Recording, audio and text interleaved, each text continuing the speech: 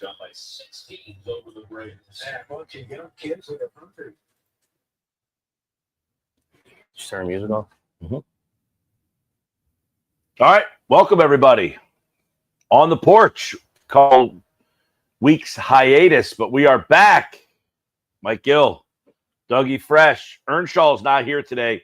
He's at the Phillies and Yankees up that way for the game, and looking forward to the final game of the set here. I'm all zoned in by myself. Doug's over there, but we'll get we'll get that all situated here. So Carlos Rodon pitching for the Yankees today. It is Zach Wheeler going for the sweep for the Phillies, and we'll have all the action on the porch for you today for this final game of the Phillies and Yankees, and we'll have some beer reviews and all sorts of fun stuff throughout the day today. So join us. Hit the repost button if you're watching on the X platform. If you're watching on YouTube, you can comment all throughout the game in the comments section. And here we go. It's going to be after the rain delay. Trey Turner will start things off for the Phils. He's actually DHing today for the Phils. So here we go. You want to get in the picture? Or Trying to keep the we can work this out. I'm not the techie guy, so it's set to autofocus, but maybe no, it's me better than you. That's not usually what happens with our audience. Everybody loves you, and I'm not like, who the hell's that guy? That's what's happened. Earnshaw's not here. Earnshaw's usually our producer extraordinaire, but we'll work on it. Yeah, Earnshaw's on his way back from the Yankees game. He went Friday and Saturday night, and we usually don't sit together on the same couch. He looks really tiny, and I look really large. I'm hardly tiny. Pretty high quality stuff today. Yeah. He looks like a gentleman who would be in the 4-foot range. I look like one of the kids that plays on your 13-year-old Babe Ruth teams. Yeah, this is not a good look. We'll get around it. Turner with a quick swing. That one's going to go foul. You know, Mike, one of the guys that we know, a fan, Mike DiPietropalo, he's up there, former Rider University alum. Pietropalo is his name? Yeah. So I just saw a fly ball go into the stands. He was the guy that caught the first foul ball last night at the Savannah Bananas game. So he actually recorded it out for the Bananas at Citizens Bank Park. So got to give him a shout out. I know he's usually watching on the porch, but he had his 10 seconds of fame on ESPN last night. Trey Turner's not winning any fanfare with that at bat. So I've opined that All-Star Game weekend or whatever, Monday, that they should have the Savannah Bananas play banana ball against the Future Stars on like that Monday night. Have a Savannah Banana game against the future All-Stars, like instead of like a 3-hour home run derby. Do the home run derby for about 45 minutes to an hour and then play this banana ball game afterwards. Usually you and I don't agree on many takes, but when you pitched that to me as we were enjoying some Sugar Hill subs, some mixed cheesesteaks, I might add, which were phenomenal, you had said, I think that would be such an awesome idea. And I'm like, I think you're on to something. Because, I mean, the bananas are the hottest thing since sliced bread right now. And I think sometimes, even if you're a big-time baseball fan, there's a lot of people that don't like the bananas. Yeah, but it's hard to get into the prospects. Like, they don't have the name yet. They don't have the following. But at least the bananas are, a name. And even the average or casual fan. Well, they do the prospect game on Sunday night. I think they do that Sunday night. So it gives them something to play on Sunday night. Then Monday's the derby. Then Tuesday's the game. So, yeah, it's a way to get, because they don't have a Sunday night baseball game on that Sunday. But I think it would be fun, like, to get the Savannah Bananas involved in the major league game. I think it would be something that would benefit baseball. There's a lot of people, though, that are old cranky baseball people who don't like the Savannah Bananas and are kind of like, what is this? They're dancing. They're doing this. Like, it's like they can't really grasp the entertainment value of it. Like, but They sell out every single place. They sold out Citizens Bank Park last night. I think having those fans watch the Bananas play actual, like the top prospects in baseball, would be a huge win for MLB. Rodon is Kyle Schwarber just got a free ball. yeah. Literally. If the ABS was in place, he would have struck out. How about the fans with Schwarber? 1,000th hit is a home run. So a group of guys are together. There's 3 of them. They were unaware. Schwarber has 2 signed balls. They're 1 ball short, and they're like, "Nah, Ooh. you don't need to take care of us. Just re-sign with Philly." Yep. What other teams get that in the country? Someone's going to usually hold a player hostage for a ball like that. And Schwarber said, "Nope, I'll give you a ball." He gave it back. He's a charitable guy. I drank his beer at the campground pool yesterday. The Phillies standard, but he has a variety pack. So I drank the orange, which was okay. And then I drank one that I didn't think I would enjoy, but surprisingly I might have. Fruit punch. It was a beer brewed with fruit punch. I don't think I would be interested in I that. found it oddly okay. Wasn't great, but okay.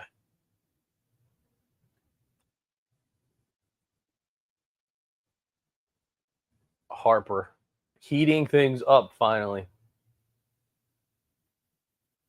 He's had a pretty good week, but what do you think the probability is that he actually can keep this going? Pretty good. I mean, We need him. Bad. definitely think he hasn't had like a hot streak, it seems like, the whole season. So I just find it like it's been an odd season. Like you haven't seen him get comfortable. Like a lot of fidgety, just angst on the face, but it feels like these last couple weeks since the All-Star break, which, he seems to be a little bit more relaxed, a little bit more kind of just comfortable in the box. yeah, that whole wrist issue, you don't know how long that was bothering him. By the way, 3rd inning, I'll have a good beer to try out for the people today. 3rd inning, good beer. You're going to want to stick around for that. It's definitely a winner. I am not benefiting from this fan at all. No, it's a little toasty on the porch, but It is hot today out on this porch. all right. There's the it's not much oscillation there. That's going. Yeah, but it's Going the wrong this way. You're going the wrong way. That is a humpbacker. That's going to do it. Still clear the Ooh. camera. All right. First inning in the books. Wheeler night or Wheeler day. All right, I think we're good.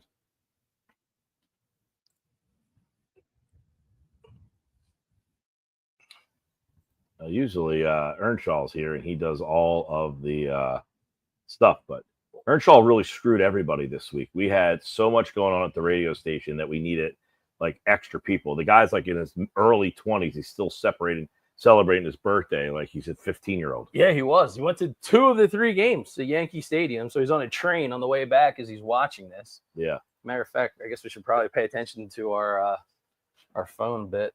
Maybe It was like Nicky Nugs is gonna let us know. Yeah, it was the worst possible weekend for Earnshaw to take a vacation. It was definitely very stressful to try to find people to Step up. step up. Well, Friday we had 2 live shows on location, and Saturday we had a live show on location. And there's only a few people that actually know how to produce the live shows. He's one of them. Josh would be the other. So we were training people on the fly That's fun. because we had to have someone produce the sports bash from 2 to 6 and then also produce the lifeguard races from 6 to 8. So he wasn't available for the lifeguard races. Billy Schwein must have been losing his mind. He was losing his mind because we had I can't believe Earnshaw's not here. we had to have somebody who's never done on-site producing produce on-site, and we had to have 2 people who have never produced in the building produce for the first time. So, guess you guys. Earnshaw, you picked a terrible weekend to have your birthday. You're 20-some years old. You can stop having birthday parties. Yeah, and he celebrated with a black and white milkshake at Yankee Stadium. Said it was excellent. I don't know why it wouldn't be. Somebody the other day was telling me, "Oh, I had ice cream the other night. It was horrible." Was that you? Dude, I did. It's happened to me. Who's ever had bad ice cream? I had ice cream that was so bad, and I'm not going to name the place because the first time that I had ice cream there, it was very good. It was bad enough that I threw it out, went up the street another few miles, and went to another ice cream place. I've never heard of bad ice cream. Oh, dude, it can be like almost has a vibe to it, like it's like freezer burnt, or the ones that use like the cheap soft serve. It almost has like a powdery kind of like gritty kind of content, like texture sometimes in it. No bueno. Mm. No bueno. I'll tell you a place that has excellent ice cream just opened up a new place, and I saw you did a write up on 97.3 ESPN is the Jersey Cow. They're down in Absecon. Is that a spider that is hanging in front of the television? Well, it doesn't look like a black widow, so I think Right. we're okay. See him going up the TV? Oh yeah. Oh, we are out in the wilderness. Yes. We got the backdrop, we got the woods right here. Yes, we go to the Jersey Cow here in Northfield. I've been to the Brigantine one as well. I actually think their grand opening is going to be next weekend. Schwarber out and left. There you go. Schwarber can catch the ball out there. You could have caught that ball. But out that's and my left. point with Schwarber. I don't have a problem with him playing left field if it means that I can get better offensively. Do you think they put him out and left because somebody like lost a bet in the locker room or something? Like you're going to put. No, I'm wondering though. I actually talked about this on the show today, which was, did they say, "Hey, we need you to play left just in case that we need to, in case they can Keep find it fresh. some idiot to take Castellanos, and then they have to move." There you go. Oh Lord, that's not a sight we like to see. He caught it. And Rojas was right He's there. not picking him up. There's no way. Oh boy. In case, we talked about the scenarios if they trade it for Eugenio Suarez, played him at third, moved Bohm to first, and had to put Harper back in the outfield. Or you could have Harper be the DH and put Schwarber back in the outfield. Or you could try to get someone to take Castellanos and put Harper back in right field. Well, I think the Royals were the last team that was roiled to. I'm surprised that nobody would actually be interested in Castellanos. He's so good. Well, he's my guy. I'm the obviously president of his fan club, and as far as the On the Porch crew goes. But the reality of it is, and we saw it on Apple TV on a graphic the other night. I mean, this is a bad outfield. I mean, And he's the worst of them. bad. He is the worst WAR. I mean, when the whole Rojas outfield. is the best, that's pretty ugly. Rojas has the best WAR of every Phillies outfielder. Think about that. And Castellanos is the worst. So just think about that. Nick Castellanos has a worse WAR than Max Kepler. Yeah, I mean, salary-wise, I don't think he crushes a team. I mean, obviously, you're going to be tied to him next year. I kind of get the vibe that you probably have more success maybe moving a guy like him in the off-season than mid-season. I can't imagine anybody be interested in him, but Somebody will. I mean, even if you're just trying to manage some kind of salary and you think you might be 2 or 3 years out, I think that's the home for a guy like Casty.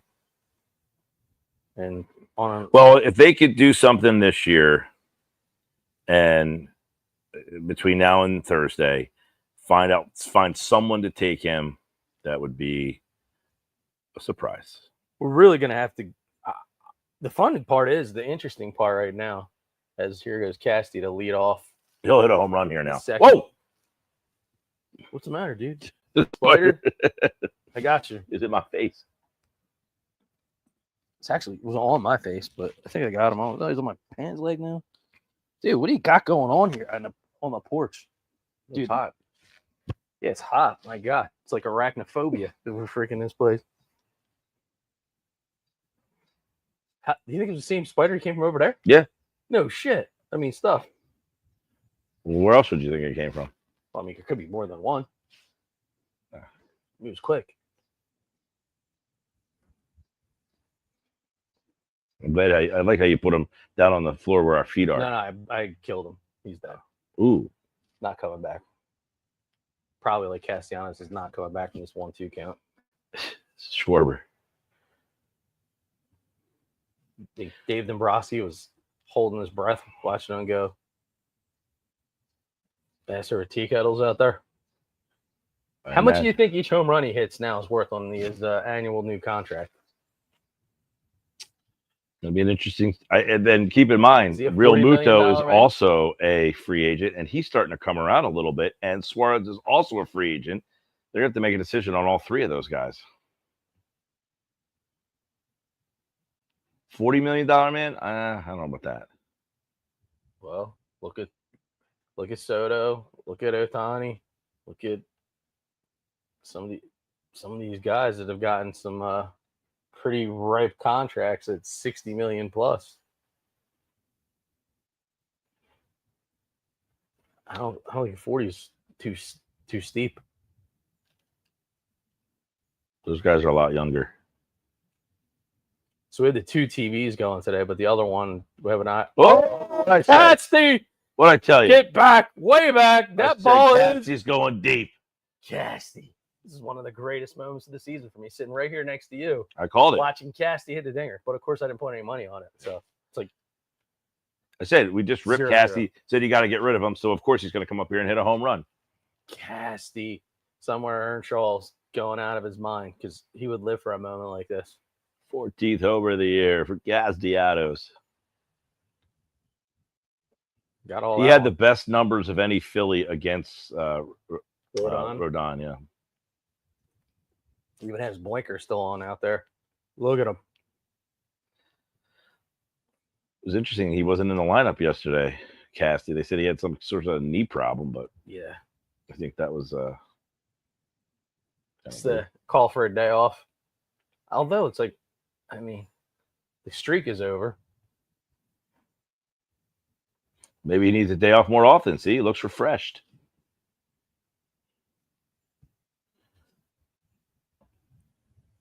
Romuto's up to 274. Had a couple homers this month, so last 2 weeks. So that's a heck of a run though for like the last month. If you consider where he was to get his average 274.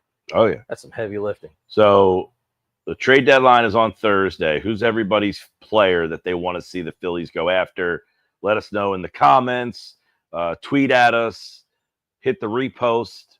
Which is the one guy you want the Phillies to make sure they land? What do you got? There's a lot of talk about, Luis Robert from the White Sox. I mean, we keep going there. Question is, I think more than anything, bullpen is an absolute train wreck. You mentioned it on air, even as late as this morning. I think you kind of compared where the Eagles are so good year in and year out, and they dominate because the offensive line. So the version of the offensive line in baseball is really the bullpen. And I think that scares the, out of all of us.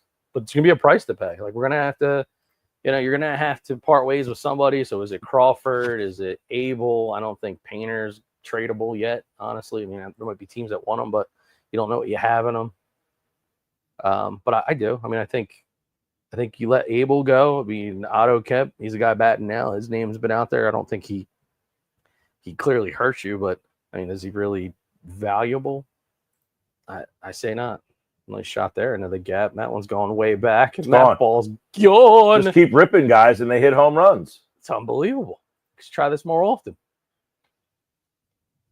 The bandbox of Yankee Stadium. But yeah, so I think you got to give up Abel, or you got to give up a guy like Crawford, or you're going to have to give up a guy like Miller. Like, you're going to have to part ways.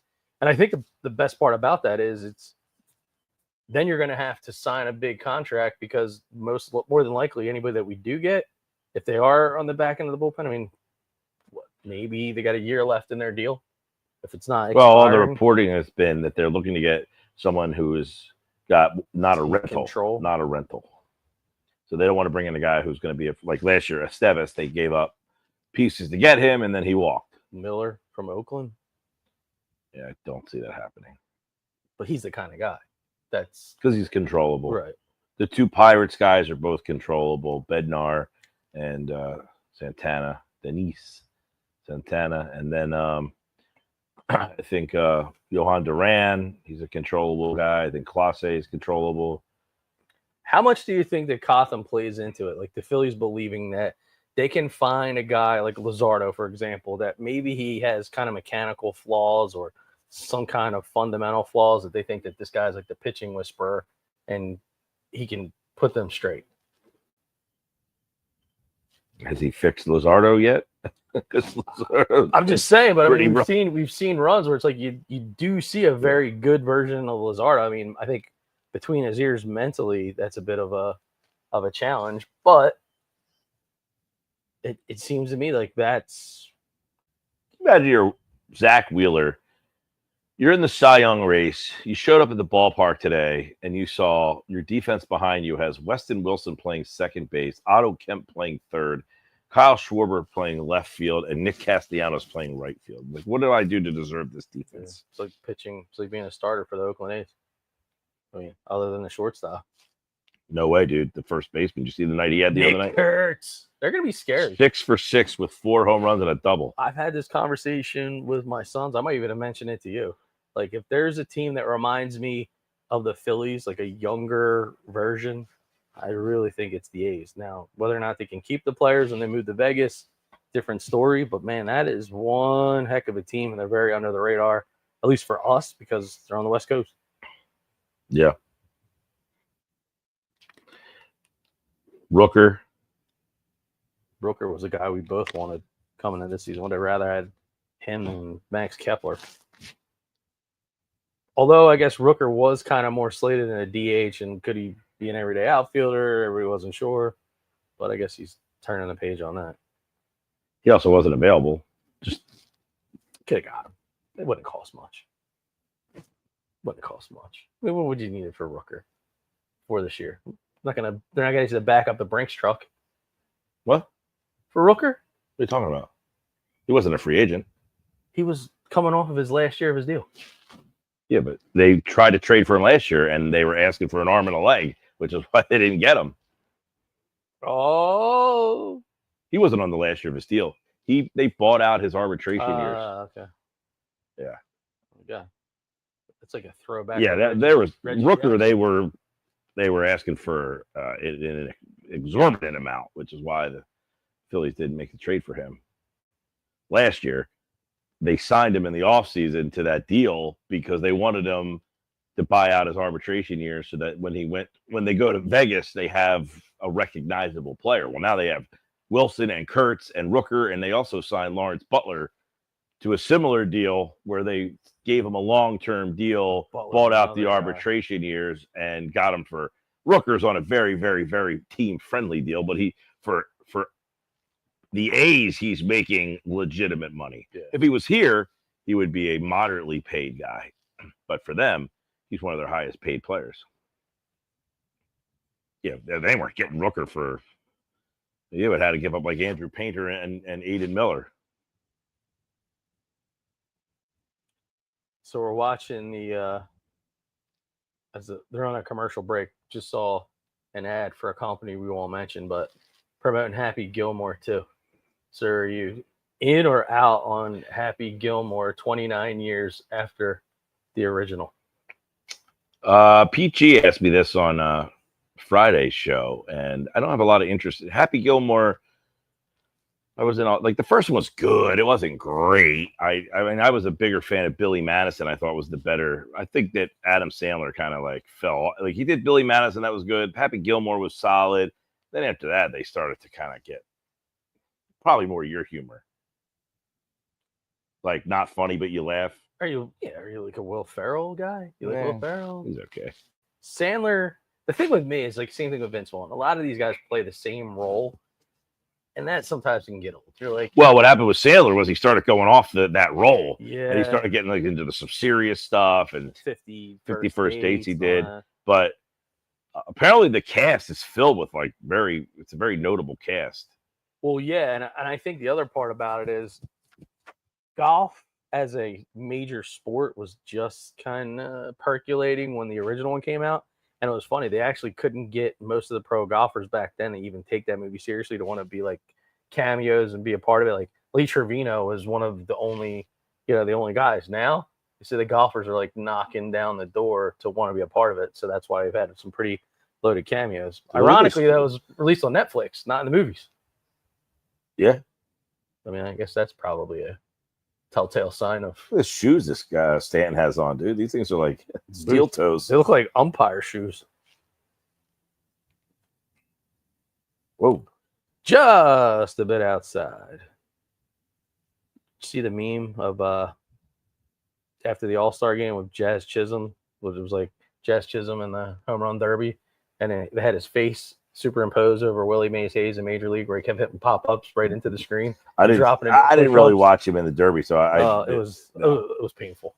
Yeah, I'm over the Derby. I mean, it's too long. That's why I said you do the Derby for 45 minutes, get the best 4 people you can get, have a swing off type of thing like they did. That was interesting. The swing off thing was interesting, but do that for the Derby. Get the 4 best guys you can get, have it do them 45 minutes, and then you do the Savannah Banana game. Oh my God, Lord! Oh man, Rojas had a beat on that ball. He just missed it. Rojased it. He thought he was Superman, dude. He had a great beat on that ball. It's one of those ones that it tailed away from him. Oh my God, how did he not catch that ball?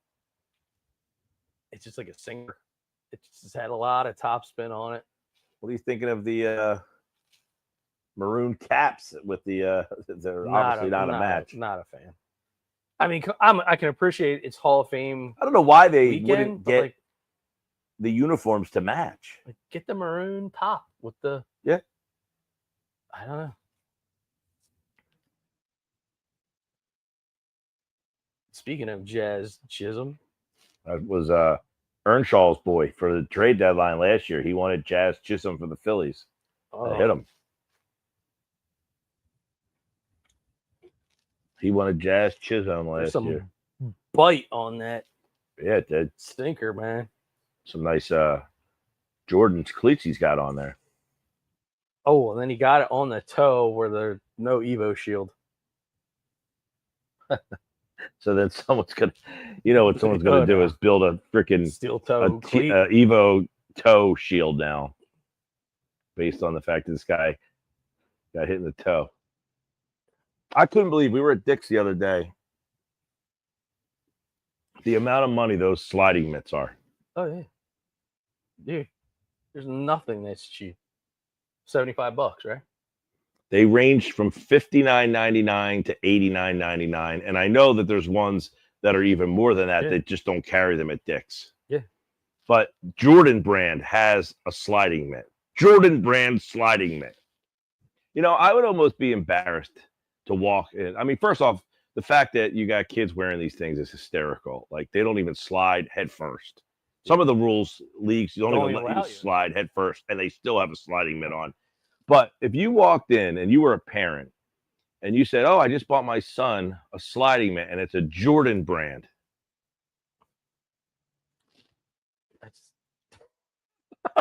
so I used to, and even now you'll hear me occasionally. We call a fair amount of high school baseball, especially like the Coaches versus Cancer Classic.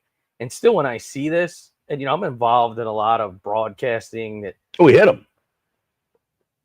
Hit him in the ribs. He's got 2 sliding mitts, this guy.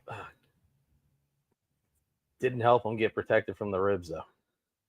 So if this was the situation the other night, people would be calling for how come they don't have somebody warming up in the bullpen.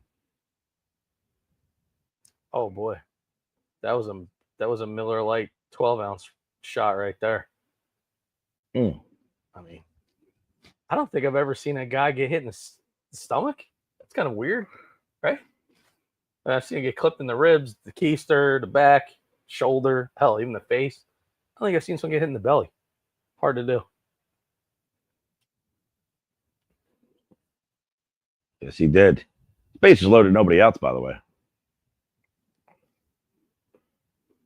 We never even, with the delay, we didn't even get a chance to put in our. I gave you my play. You did, but I didn't. I was too busy trying to do my best Earnshaw impression, try to set up the production. I never got our bet in because you had a stolen base, and then I think Earnshaw's was RBI for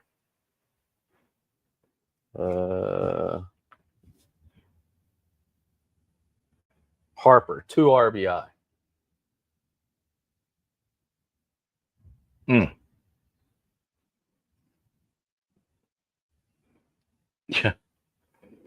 Yeah, bases loaded, no out. Yeah, so the sliding mitts, the whatever's. So I have yet to see anybody that I've coached wear one of those and actually slide head first. Or like, Oh, that's a double. That's going to be painful. That's going to clear the bases. Oh boy. It is quickly a 3-0 ball. Oh, got lucky. Tied it up. The 2 other mitts slowed him down. He has 2 on that guy. Created a lot of drag. I had the slowest kid on my team this year with the oven mitt. I said, what gives? I mean, I know you are a fan of my bad humor, but I can't help myself in the broadcast. I'm like, wow, suddenly I'm in the mood for some chocolate chip cookies because someone apparently is about to bake some. I just don't get it. I mean, what's the injury number of like sprained or dislocated fingers at like 13 to 18 years old? Can't imagine. Or it's a high any number. age. Like if you had an injury, wasn't it Mike Trout, the one that Trout jammed his finger going into the bag? Like I don't. If you were nursing an injury, I get it, I guess. I don't understand how a lot of times these things the kids wear them because they think it looks cool. Like Yeah, they don't need. They look ridiculous. They don't need a shin guard. What at 13 years old, 18 years old? How many times do you see a kid fail one off his shin? Very, very rarely happens. You don't need a shin guard, but you're like, oh, the pros wear it. Oh yeah. But if you were a kid, like a lot of times kids look at what the older people do, and you're like, you guys are geeks. I don't want to do what you're doing. You're an old man. Yeah. You would say that thing. If I'm a 15-year-old kid and I looked at a guy wearing 2 oven mitts on his hand, I'd say, this looks stupid. Why would I want to wear that? Oh, as Volpe jumps in the box with his torpedo bat. That was another fad. So we were at Dick's the other day again. They had the torpedo bat wiffle ball bats. Wiffle ball? Wiffle ball torpedo bat. I said, man, oh, God. people are just absolutely marketing anything they can for us. So do you understand that that's a bat you don't buy off the rack? Like the whole purpose of the torpedo bat is supposed to be, we have all this data on a guy, and we know kind of where he has a tendency to make contact with the bat and the ball. So you slide the barrel concentration or the wood to that spot. Kids are not taking 1,000, cuts in this thing, and it's so ridiculous. You think you can just buy a stock torpedo? Look at this guy behind the batter. What's going on here? Yeah. Wow. Yeah, so they have a wiffle ball bat that's a torpedo wiffle ball bat now. It's a gray torpedo wiffle ball bat. All right, let's back up here a second, because I know we're on the torpedo bat. We just saw the whole, there was the kiss cam meltdown since one of the last times we've been on the air. Philly did a great job making a mockery of that one with the Fanatic. Yeah, a lot of places were doing stuff on that real quick. So my question for you is this. I saw something that said, my husband yells at umpires at youth baseball tournaments, but at least he's not at a Coldplay concert. So, as he hits one off the shin right there. Been in a... Thank God he had that shin pad on. What the difference that would have made. Oh, it's tremendous. You kept him out of the trainer's room for sure. So, are you for, not against, but are you fair or foul on public displays of affection with your significant other? At like a ball game, for example, like we just saw, that you have primo seats. You're in the first row at a Yankees game. I mean, do you really need to show the world there? Not really. Unless, she said something that was, I don't know. I mean, they weren't swapping tongues there. It was pretty. It was a pretty innocent peck. It was multiple, though. He went back like 2 or 3 times. Got Volpe and his torpedo. We heard about the torpedo bat for about a day and a half, and then nothing. It might have been. Can you imagine how many bats they sold though, based on that one day? Yeah, somebody got a big bonus. my buddy suggested that Major League Baseball was in on it and just said, hey, serve up a bunch of homers to these torpedo bats because we promised them that we would give them promotion for the day. No way. I don't buy that for a second. I don't either, but it's a conspiracy theory in a world of conspiracies of, hey, we need these torpedo bats for one day to produce a lot of home runs so that we can help the torpedo guy. So we're going to go talk to the pitchers and say, hey, you're going to take a hit on your ERA and your future earnings, but we'll give you another 10 grand today if you do it. Mm-hmm. No, everybody's getting a little bonus for helping with the torpedo. God, what do we come to? Would you be surprised? There's Schwarber. Hey, he's got like 3 putouts so far. Oh, look at him showing off the cannon. Schwarber. Oh, see, that's the kind of thing where it makes me cringe a little bit to know that that guy plays once every 50 games, and you're going to put him in a position that you're just going to his arm to have to just get fired up and throw from like left field to home. Well, I would imagine. Just my intuition would suggest he does have catches on his days when he's. Yeah, but that's different. You know that deal, man. When you got to reach out and fire away. I mean, I'm no pro player by any stretch of imagination, but that's how I did my rotator cuff in. I'm sure he throws in long tosses and stuff. I mean, I'm sure he still like keeps his arm. Man, Wheeler's having a tough day here. Okay, so why is Weston Wilson diving for that ball? He couldn't have got that ball in an extension ladder. It was like him and playing left field that day. Oh God! When he was out there, oh my God, that was the most embarrassing moment. It was like Willie Mays Hayes when he was stealing in the beginning of the Major League movie. It was like 6 feet short. You're like, come on. That was the most embarrassing moment for him, I think. Like, all right, you're just not a major leaguer, dude. Do you think it's something to do with on the porch? We haven't had a very good track record when we've done on the porch on the weekends. We've never done it during the weeknight, so. No, but I think we're like 1-6 or something. 1-7. I know we don't have many wins. I think it's 1. How's Weston Wilson? I said seriously, how did they say, you know what, you're the guy that's going to play second base today?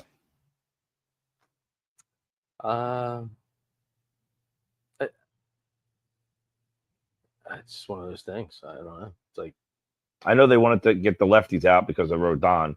His numbers against lefties are really, really, really good, but still.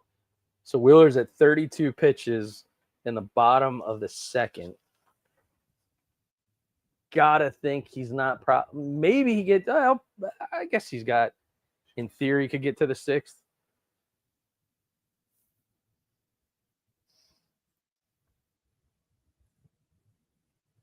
He's gonna have to really settle in, and he doesn't look like he's. Well,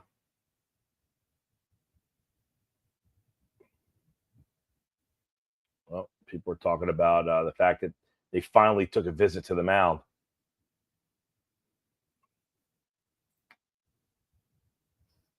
Yeah, that's not normally a page out of Rob Thompson's book. Usually he's a guy that likes to let him sweat it out a little bit. Yeah, a lot of that's on the pitching coach, though. He pretty much runs the pitching staff, especially on this team.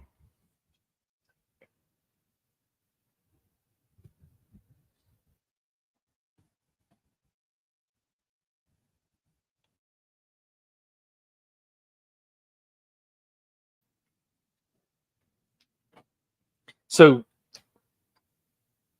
are you a fan of the fact that Thompson has the tendency to treat everybody much the same?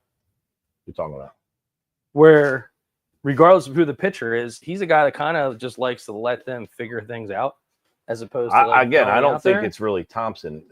Cotham is really the guy who runs the pitching staff. I think, and a lot of people have told me that Cotham is very analytically driven, and that basically is like Vic Fangio for the pitching staff. Kind of just, it's his basically analytics of how you'll hear Thompson talk about, we had him 85 or 6 or 85. These are you think that Rob Thompson came up with those numbers out of the clear blue sky? Those are the numbers that he was given. These are the amount of pitches that you have for him today. I get that, but I just think to let these guys go and try to figure it out on their own. Like, Luzardo falls off a cliff quickly. But So that treat him the same way you would treat Wheeler, where it's like, oh, he'll I figure don't think it they out. do treat him the same way, though. I think Wheeler gets 100, 115 pitches. Yeah, but in I think terms Luzardo of not gets about going, 80. Right. So the viewer was saying not going out to the mound. Like there's certain guys you got to have a shorter leash that you just at least go out to the mound. Well, we talked about that in. inning on the show. I don't know. Like, I think they could have gone.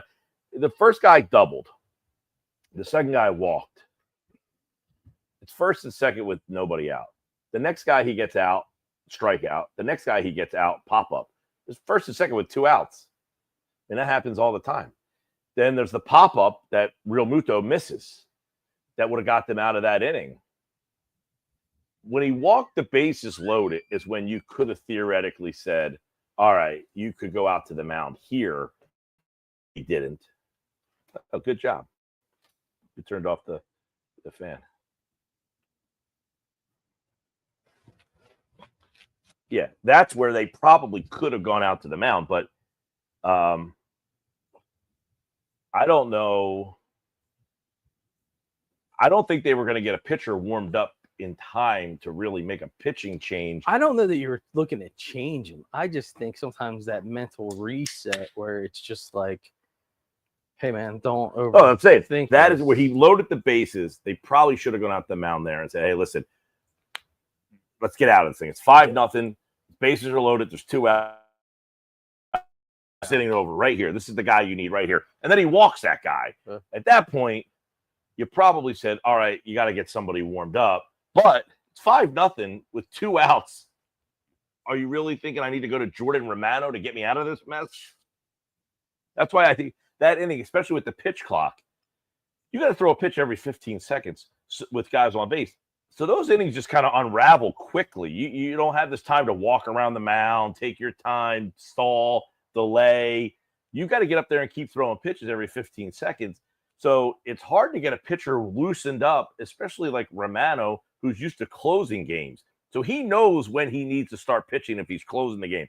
If he's the guy coming in the 5th inning, he might take 7-8 minutes to get himself warmed up. So I think it's not like as conventional in today's game. Listen, and it can be taxing. I think because the other argument is if you look at his history, you would think to yourself, all right, we may need somebody that's starting to lightly get loose in the 4th inning as an emergency break glass type of situation because of who it is. In the 4th inning, it was a no-hitter. He had a no-hitter going, and he had been cruising along in the game. So you're not thinking like, hey, maybe we need a guy warmed up here. It's not like he had 85 and was laboring his way through. It's just the 4th inning. Certain guys. But at the same time, it'll be the same person that complains and says, he's throwing a no-hitter. Why would you take him out of the game? I don't care what the analytics say.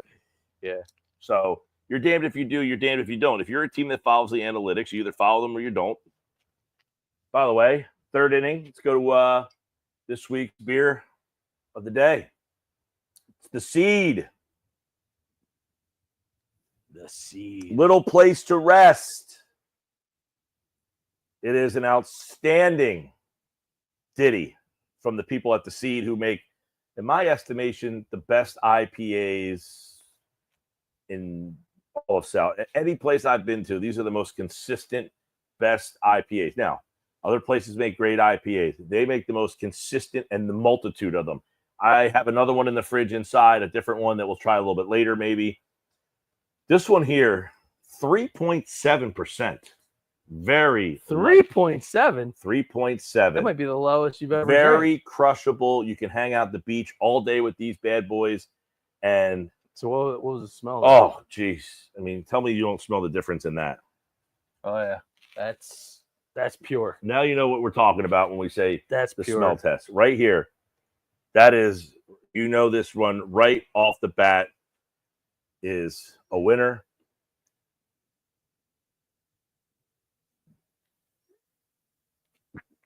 Oh, man, that's good. Check out my Untapped at WVUMG. Or is it MGWVU? I'll tell you in a second.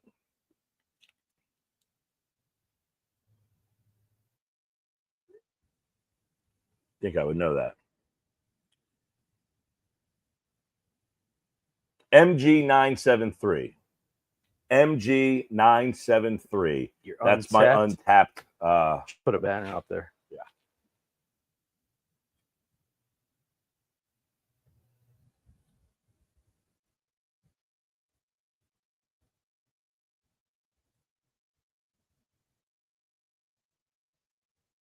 Big swing by the Shorbino.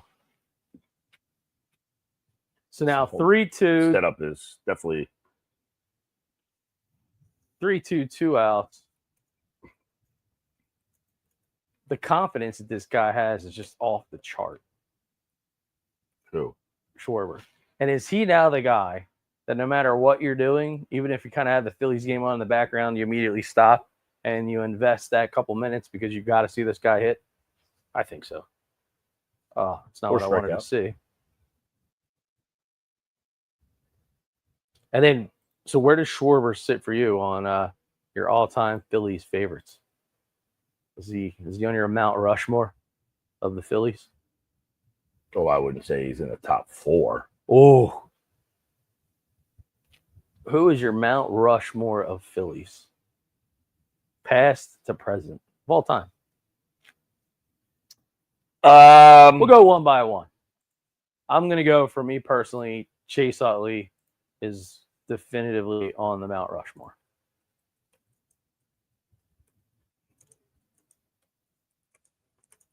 Could be a good question for those hanging with us on the watch party, which we do greatly appreciate everybody tuning in. And feel free, chime in if you're in the YouTube chat. It'll actually pop up. It'll give us the ability to put it out on the stream, so we can kind of share your thoughts. If you're watching on X, just give us a proverbial tweet at Mike Gill Show. Mike will kind of check that out. And obviously we got it rolling on at BFA live stream as well. And Yeah, we've, by the way, a large Sunday audience here for a hot steamer of a day. Yeah. So if you're watching out there, like, subscribe to the YouTube channels. Most people, it seems like, are watching on the X platform. We have, obviously, we have the BFA live stream X platform. We have the Nick Earnshaw radio X platform, and we have the Mike Gill Show, where most of the people are watching right now. But we do offer on YouTube, so you can watch it on your home TV. I know you're saying, well, I'm watching the Phillies game on the home TV. This is from my laptop. That's fair, too. You can watch on the YouTube app on your phone or on your iPad or on your laptop if that's easier for you. The chat feature is cool on YouTube because we can incorporate it into the stream. Right. So watching on YouTube allows you to comment in the comments section a lot easier and cleaner, which is good for us. I got to say, by the way, we'll pop the question up for you. Who is in your Phillies Mount Rushmore? You said Chase Utley. He's my one. I had Cole Hamels would probably be one of mine. I was always a big Cole Hamels fan. Plus, he was the MVP of the World Series and the NLCS. So I'd probably say Cole Hamels would be in there. I will say Schwarber is on my Mount Rushmore. I've thoroughly enjoyed watching this guy in a Phillies uniform. He's a showstopper. Like you were talking about Sirianni and the Rocky Balboa kind of synergy that he's got going there with his journey. That's the kind of guy, like, I just had this vibe. You think Philly, like, what does a Philly look like, be like, act like? That's where I kind of think there's a lot of things that I like about Utley and Schwarber in that capacity. Yeah, I'm trying to think. I mean, I had some bad teams growing up. Oh, Jesus God. Lord. There's your war going down. There goes Nick Castellanos picking up his lunch. Spilled it all over the lobby. Oh, golly. Horrible. All right, so you got Hamels. I think how I'm going, like, because, 93, I was in high school. So, like, that team resonates where you had, like, Schilling and Kevin Stocker. I wouldn't say I was a big Kevin Dinky? Stocker fan. I like Dinky, but not around long enough. Dykstra, Kruk, Dalton. Kruk. So a guy like Kruk, right? He probably may make some fans out there's Phillies Mount Rushmore. But is it because of Kruk, the player, or is it a combination of you loved Kruk as a player, but now you really love him now? I think it's a combination. Is you remember he was a good player here, good player, and then he became, a very beloved figure as a broadcaster. Yeah. So I don't have any pictures on there yet. I don't have any pictures on there. So here's your second. What are you asking me to do? Move this out of the thing. Didn't notice it was in there, but don't call me the best production guy. Yeah, I noticed. For nothing. I don't know. I've always been kind of a pitcher guy first. Like even like those. Well, you were a pitcher. 07, 8, 9 teams. I was always more like I never had a favorite between Utley, Rollins, Howard. I was kind of more partial to Howard. Cole Hamels is a World Series MVP. That's why I put him on there. Yeah. Hamels. I was always a big Roy Oswalt fan, but he wasn't really here long enough. Loved him with the Astros. That's one thing I think they need to fix. You're talking about the ABS for balls and strikes. They got to do a better job on these check swings. I feel like these umpires just guess. They're not paying attention. They're just like... I give a lot of credit because I don't think I would have the concentration to actually keep my eyes there every single pitch. And I don't think they do. That's my point. Yeah. I think they're just guessing. Did they swing? Yes, he did. They just assume everyone swings all the time. Just by the reaction.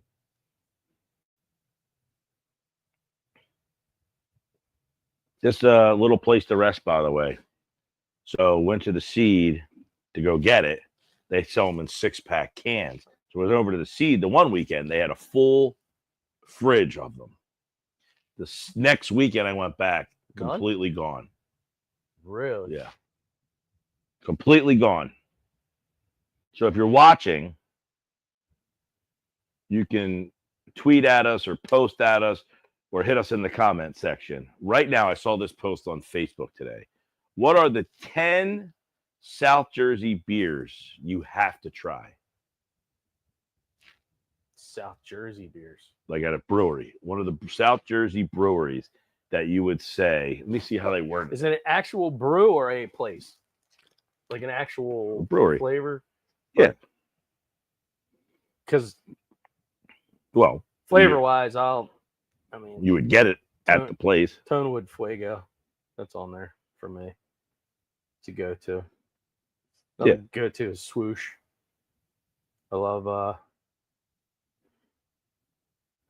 let me get the exact. I love the Bonesaw Swoosh. Yeah. Name 10 South Jersey beers from 10 different breweries. Ooh. Everyone should try at least once. 10 different breweries. Okay. Yep. What does everybody got? What's your one? You don't have to give us 10. But if you're watching, what's your one? Your number one. Like if you're saying you have to try this beer, what would it be? And I'm telling you right now, this one might be my answer. Really? Yeah. That's a big statement coming from you. Yep. That is a very, I don't think people can appreciate how big of a statement that is.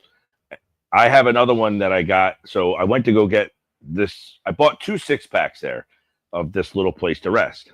I went back the next week to go get another one because I brought one to the beach with me. And they're so light and refreshing that you can bring it to the beach. So I went to go get another one. He said, we sold out. But I have another one for you, which I bought a 4-pack of because they had the bigger cans of the one. They're actually inside. I'll maybe bring out one later. That one's very good, but it's 7.3. So it's a little heavier than this one. But if you were to get now, if I'm going to give you 10, but if I'm giving you one, like we're asking the people if you're watching, give us one. The best beer you have to try right now in South Jersey.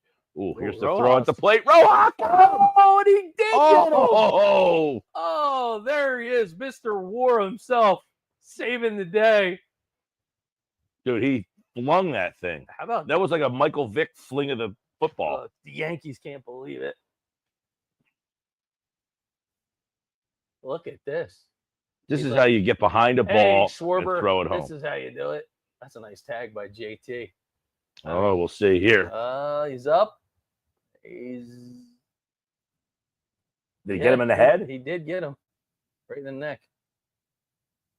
Oh, yeah. I think he did. Yes, he did. Wow. That's huge. Paco Figueroa, he's excited to see that.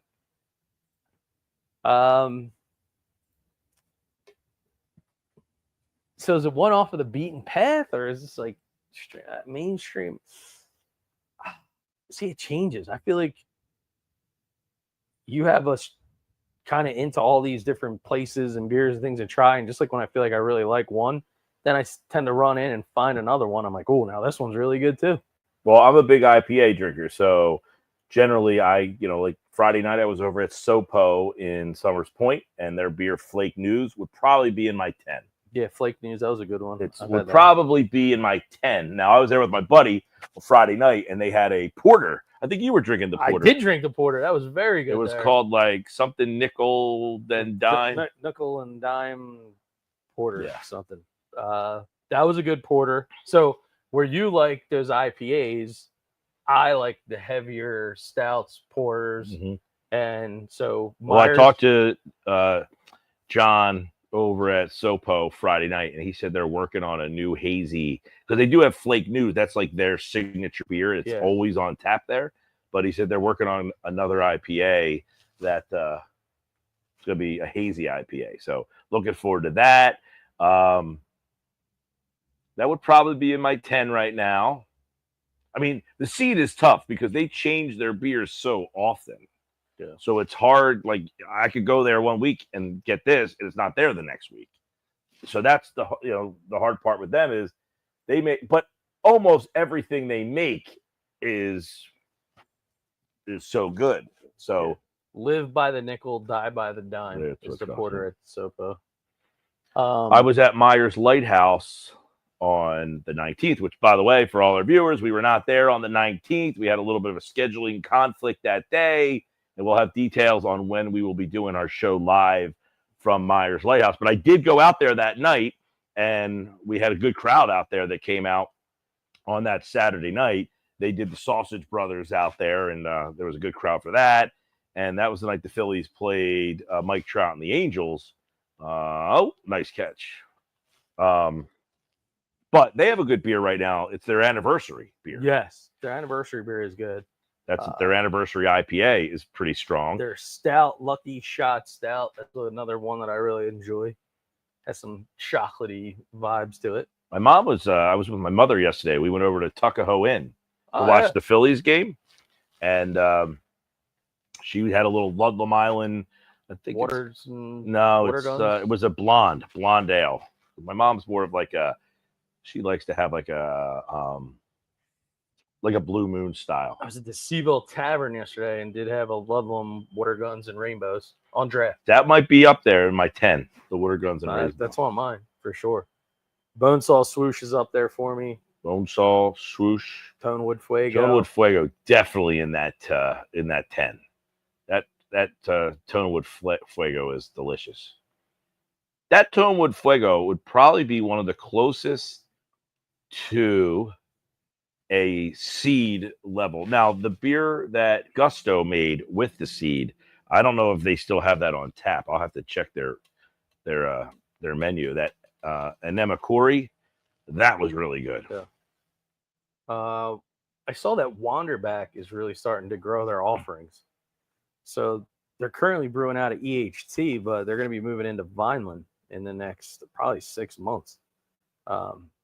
They had a forever or future-proof looking future-proof Pilsner. That's a good one from Wanderback. Yeah, they brew their beer right now over at Hidden Sands.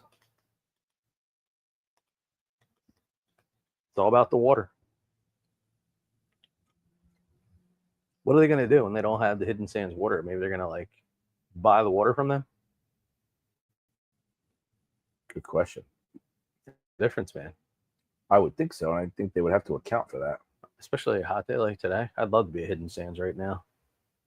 Should we take a Get a during couple, the 7th inning stretch? Head over there. get a couple pints of their water. Think you get their water to go?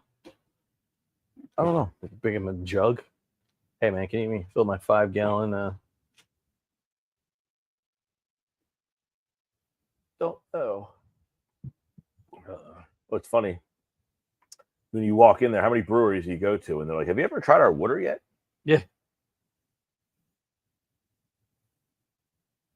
So, what about that too? That strategy. I've been doing that a lot more lately. I don't know if it's just something that's like coming with age, but drinking a water in between each beer. Good strategy. We've done it for years. I've just gotten into it. I don't know what the delay was, but Especially if you know it's going to be a long day at the office. Yeah. Clearwater, you do that down there. We do that down there. So what if they don't offer you a straw? Wouldn't drink a beer with a straw. No, for the water. Oh, I don't usually use the straw for the water either. It's kind of weird. I like Weird to chew that- because I like to chew on the ice. Weird in the thought that you don't like draft beer. I got a funny story about draft beer yesterday. Concerns of that, right? Of like, well, the lines, this and that, but like water, you're heavily relying on the guy or gal that's washing the dishes or the dish machine. And you're gonna have, here's a water, Mike, and you just drank it out of a glass that maybe who knows who had the glass before you. Yep. So we were at Tuckahoe Inn yesterday. Oh boy. They offer the beer, this Ludlam Island. I can't remember the name of it. It's like a blonde ale. They have it on draft and a can. So my mother's friend, she says, I'll get it in a can. Okay. She orders the can. The guy gives her a can. And then he walks away. Then she looks at me. She goes, are they not going to offer me a glass? I said, well, he offered you to get it in a draft. You had the chance for the glass. Yeah. You passed and asked for the can. Yeah, I can't. She said it stays colder in the can. That's why she wanted the can over the draft, but she wanted to pour it into the cup by keeping the leftovers in the can instead of pouring. So she's using the can as a cooler. Pretty much. She's right, because she said it stays cooler in the can, which is one of the reasons I like the beer in the can as well, because I think it stays cooler in there longer. So, but her whole thing was she didn't want to pour the whole thing into a cup. She only wanted to put half of it in the cup and keep the other half in the can. Interesting. We were out the other day. What's your theory on this? We were up at I keep going back to, we were at Dick's. Because usually for the baseball team, there's one day during the tournaments, we kill half the day when we check out the hotel and we like, what are we going to do? Oh, we'll walk around Dick's for an hour. Yeah. And so my buddy, we're in Dick's and he tries on the hat. Okay. Once you try on the hat at the store, you now have to buy the hat. You've now had it on your head. You're talking to a guy that has a shaved bald head. This is something I'm very in tune with. I'm not a hat guy. No, I know you're not a hat guy, but so for me, so I said to him, he tried the hat on. He says, how's it look? I said, well, what's the difference? You've already had it on your head. You have to put a hat on before you buy it.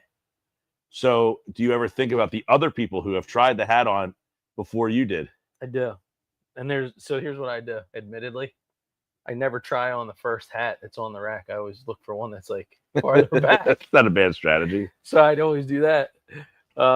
That's the one. I've seen this. It's funny because we've been on these trips for years and it's never come up. And I was like, how's the hat look? I said, well, what's the difference? You now own that hat. Yeah, it's and I guess it also, yeah. I mean, it's a good thought. But I also look at it, a lot of the hats, when you buy them, they have that like insert, the like cardboard insert. I mean, I've always thought just for shipping. Oh, here we go. Stump the fans. Who's the only player in the Baseball Hall of Fame to play for both the Phillies and the Yankees?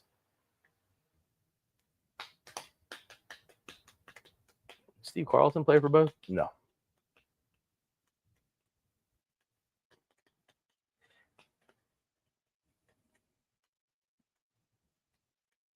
Hmm.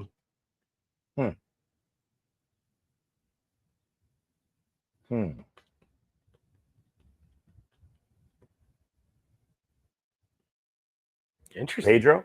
No, Pedro played for Boston. Yeah, Boston.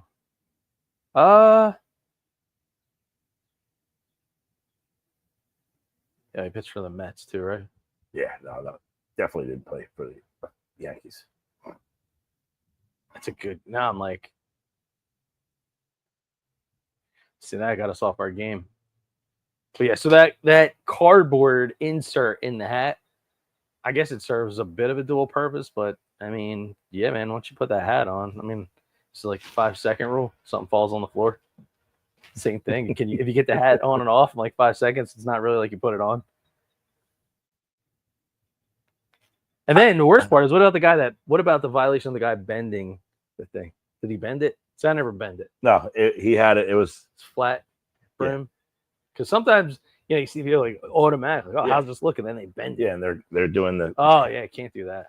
That's a violation. No, we were up in Old Bridge, so it was like it was a Rutgers hat.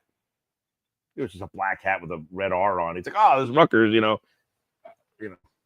It's like a good looking hat, black with the big red popping R. Yeah. How's that look? I said, well, you own it now. What's the difference? You would think by now, maybe our friends at Dick's Sporting Goods could have a mirror that you walk up to, or has a little computer screen, and you pick what hat you want, and as you're standing there, it puts the hat on. Yeah, puts that on you. Probably do something like that, like How's like it they look? do with like glasses. Yeah, well, like these guys get traded or they move teams. Like, boom, just drop it in on a graphic, change the jersey, change that. Here's a picture of your face, and here's what you look like with this hat.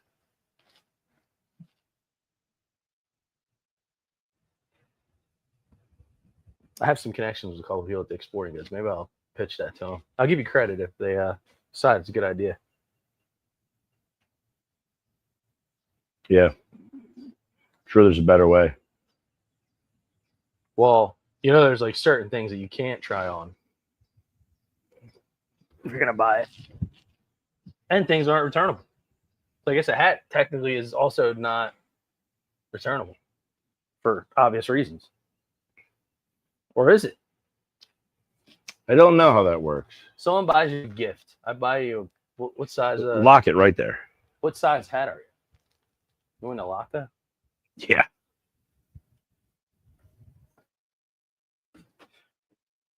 It's a little steamy out here. Like when it goes over here, it's not doing anything. It's not bad when it's right. Well, go a little bit more your way. Went the other way. It changed direction.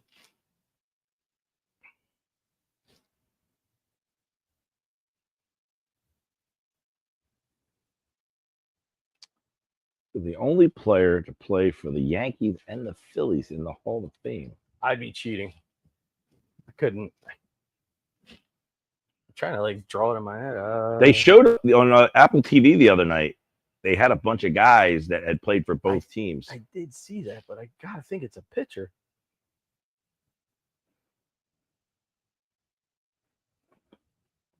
They had Bobby Abreu played for both teams. Yeah.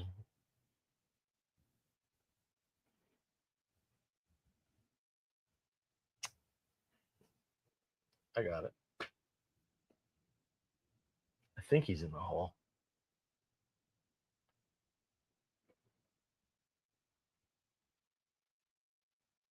Only because of the length of time that he played. Oh, Raul Ibanez. No. Not in the hall? Played a long time.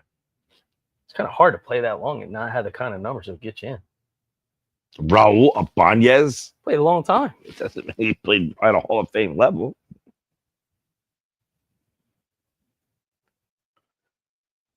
That was your say that you got it? I think so. Raul Ibanez is not in the Hall of Fame. Not even like under consideration. What about outfield? Other outfielders. It's got to be somebody old.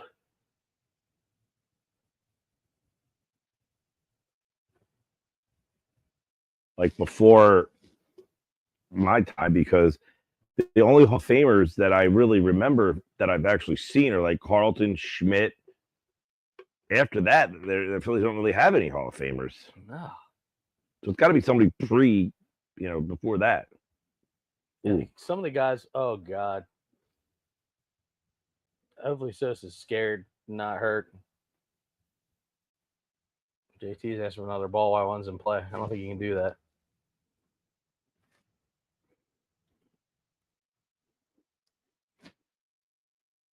I think it was going this God, way. yeah, that was bad. Bad throw. Literally. Ooh. Yeah, it's got to be somebody like previous to the 70s.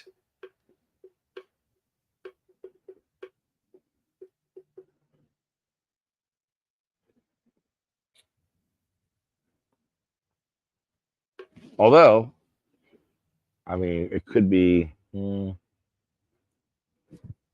Fonges. We're going to have to wait forever. Don't they hold off that to like the seventh inning? Mm-hmm. Hey, we have any guesses out there that aren't cheating? 6 more Sundays until kickoff. Yeah. We'll have to do duel on the porches in September. There'll be a couple of them for sure. September 28th could be a date. Eagles going to see the Bucks. Yeah, the 21st they play the Rams. Bad hair day for whoever that host is right now on the NFL Network. Yeah. Trent Grisham. He looks like a Yankee from the 70s. It's like Chris Chambliss. Yeah. Remember him? Vaguely. Look him up. Look that one up. Chris Chambliss. Yankees baseball hat day or cowboy hat day.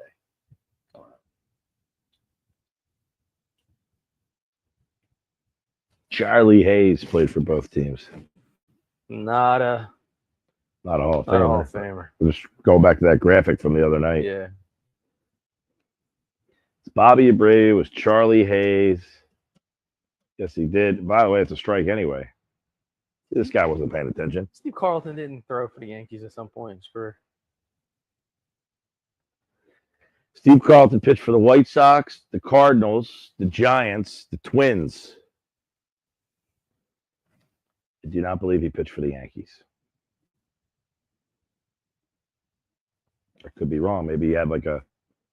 Well, I won't spoil it for you. I'm gonna lock in Carlton as my my answer, and then I'll see if either one of us are anywhere near close to being on the right path. He says it's really going to bug you when you find out. And Crux says it already is. This will be the 22nd pitch from Wheeler. I mean, if it's Carlton, then he pitched for the Yankees. I don't remember that. I do remember him pitching for the Giants, the Twins, the White Sox. I mean, this was like way at the end of his career, those teams.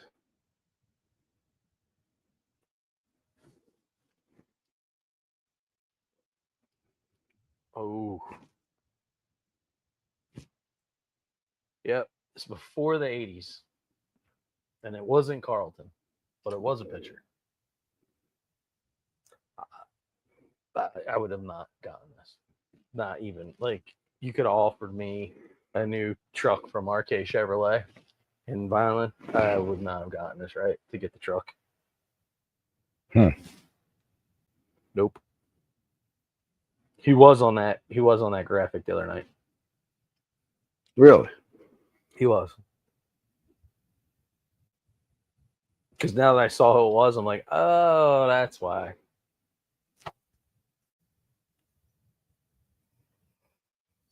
Oh, man.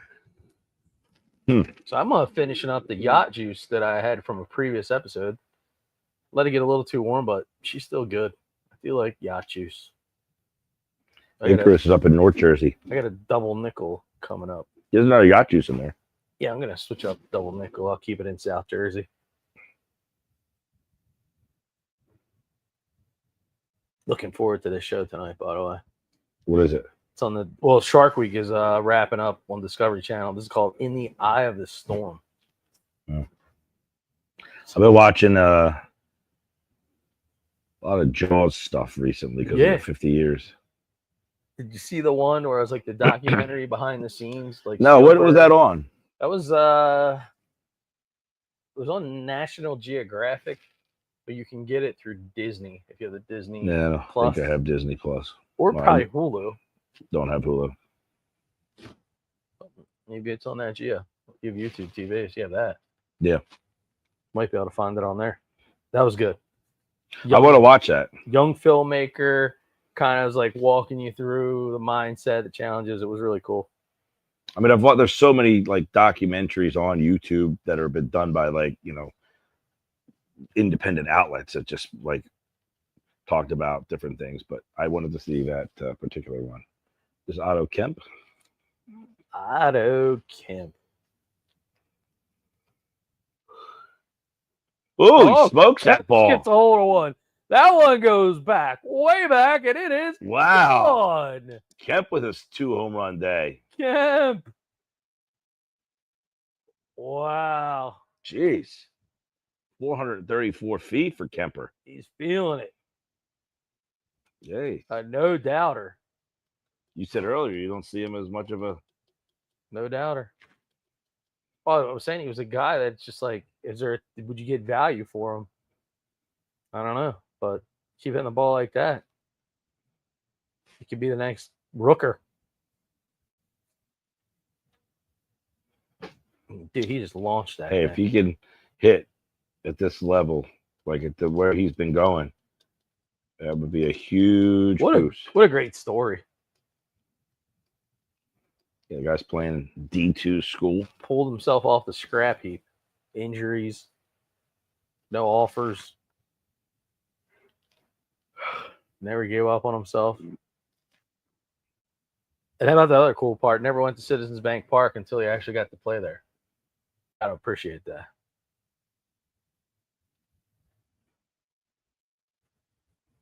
Sosa.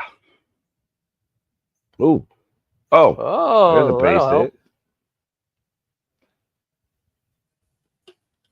The worst.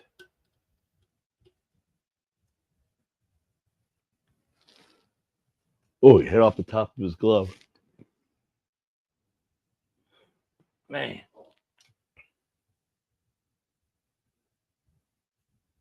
So how many home runs did the Phillies hit this week? I think it feels like multi-homer in almost every game. You're 3 today. How sad was the other night when they hit 5 and lost? How do you hit 5 home runs in a game and lose?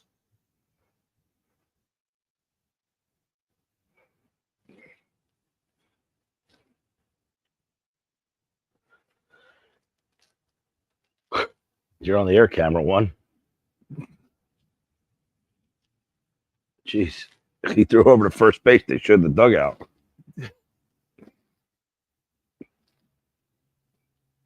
Production team sweating it out. Here comes Weston Wilson. He hasn't got a hit since the Biden administration. What's he hitting? 189.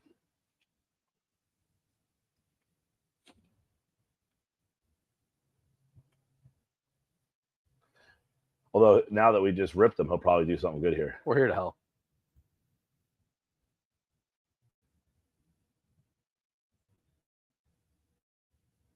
So another round of banana ball tonight at the bank. Is there? Yeah. I did not know that. There was two games. Yeah.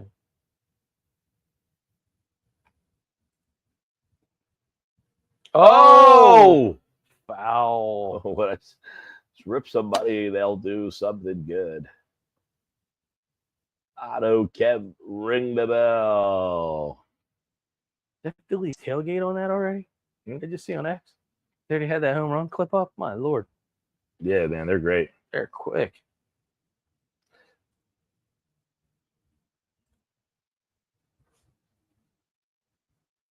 Down.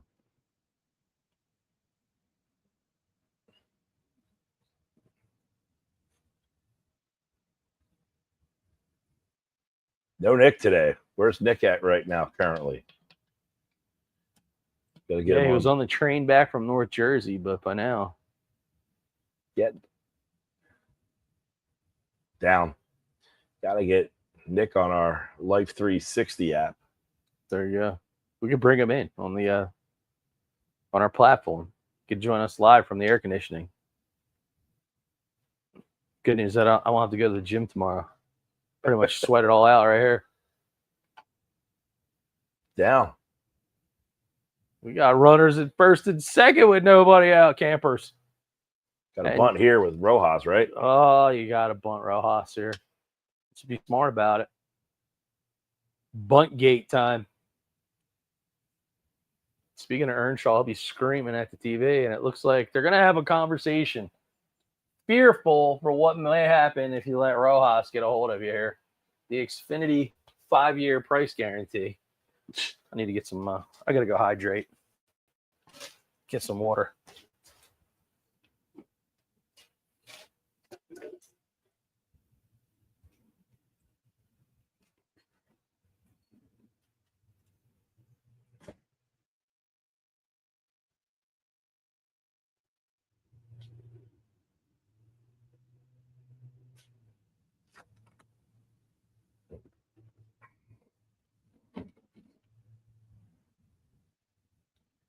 All right.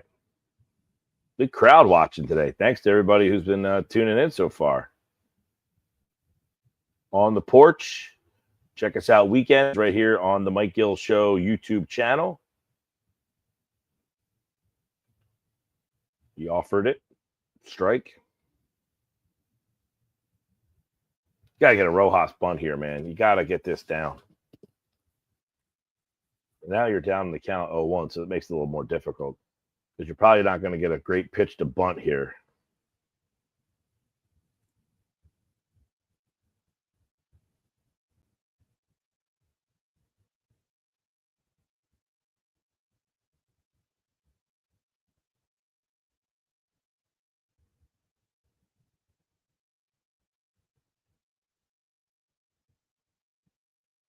Terrible.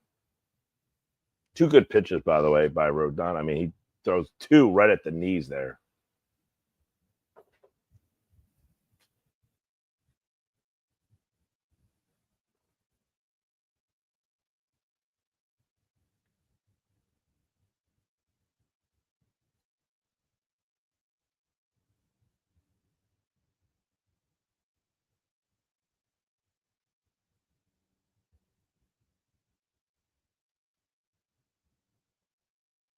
Oh! Those were 3 really good pitches. Man, Rojas strikes out looking. Surprise, surprise, surprise. Those were 3 really good pitches. I mean, that thing is on the outside black. There you go. And the brown boxer called in Clearwater. They want to know how you got a glass back to Jersey.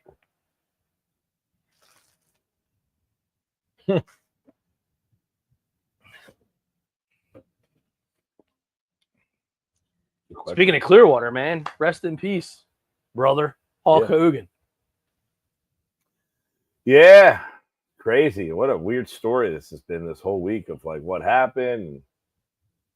You know, he's been sick and people were kind of like downplaying it. And well, we've been to been a centerpiece of our spring training trip to Clearwater Beach. Our Airbnb is right behind Hogan's Hangout. Every single year we spend time at Hogan's Hangout. Yeah, and I've been to karaoke with him. Been to the Hogan's Beach Shop many times too. Yeah.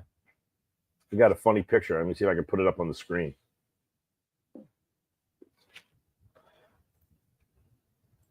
see if I can.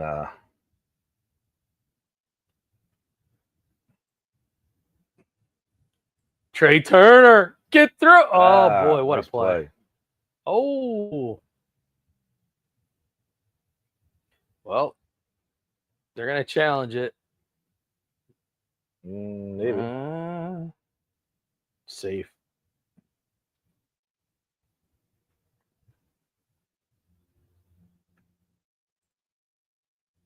We had his Real American beer this past year when we were there. I did not. I did. I had to stop there and have a Real American beer. Yeah. I did not have the Real American beer. I can't imagine it was very good. It wasn't. It wasn't. It did give a very classic Budweiser kind of vibe to it. It was a light beer, so It could be in the realm of the garage beer. yeah. I like the garage beer probably better than the Real American. Oh! Schwarber! Oh my goodness! Get out, ball! Get out, ball! Oh! Wow. Ugh.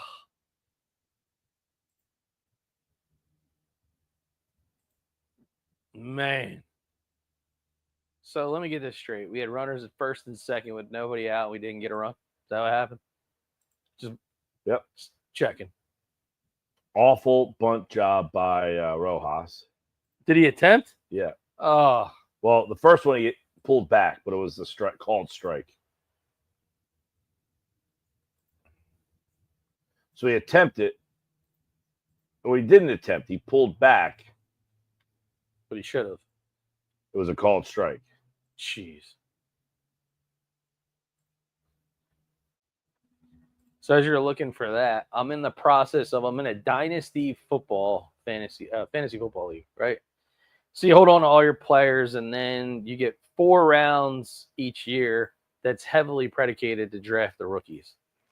So myself and our brother from another Al Fisher in this league with our sons and some, we'll call it a couple of Utes. They're much younger than we are. They're 20-somethings. So they start the draft last night at 7 o'clock. Everybody gets 4 hours on the clock to make a pick. I'm literally sitting here with you. It was only 4 rounds. I'm still waiting to make my 4th round pick. Is that like totally ridiculous or just me? Yeah. Yeah. So I literally went to sleep, ended up on the clock, woke up, and I was still on the clock to make my pick. Yeah, I would put that in the category of totally ridiculous. Yeah. They don't think so. Like, well, I mean, I guess what's the difference? You have 6 weeks until the first. yeah, but just get it over with. You're going to have a draft. Have a draft, man. So here's the picture of Hulkster at the bar. Oh, yeah. So on Monday nights, if you ever been to Clearwater Beach, it's a place called Hogan's Hangout, which Hulk Hogan's moniker is the bar is named after. I don't know if he owns it, but he might have like a small stake in it. Sure. I think they license his name. But on Monday nights, he hosts karaoke night. And we went there a couple of years ago. And our old buddy Todd Rank sang karaoke, which I actually have the video in my phone. I could probably put that up on the screen. But there's Hogan hosting and calling Todd up to the stage to sing karaoke for the night. And the line to get into the place is like absolutely insane. Wrapped up around the building, down the street. You have to get there. Got to know a guy. Like 8 o'clock is when it starts, but you need to start lining up to get there about 6 to go to this karaoke on Monday nights because Hogan is there, and he comes in like through a back door. They have like people escorting him in there, and it's a scene. So like there'll be nights where you go, and maybe Jimmy Hart's there with them, or there's been other people, old school wrestlers. There are a lot of retired wrestlers in that area. Right, who have been known to show up, like Ric Flair's been there, and like Eric Bischoff will show off, or like Brutus Beefcake, lives down there. So We went the night, and Hulk was there. Now this is the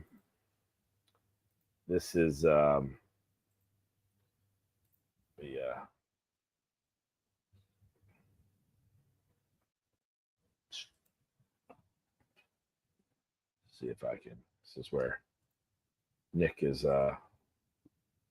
really done us dirty this week. I don't know how to change the layout. Maybe this. Okay. All right. So that is that. This is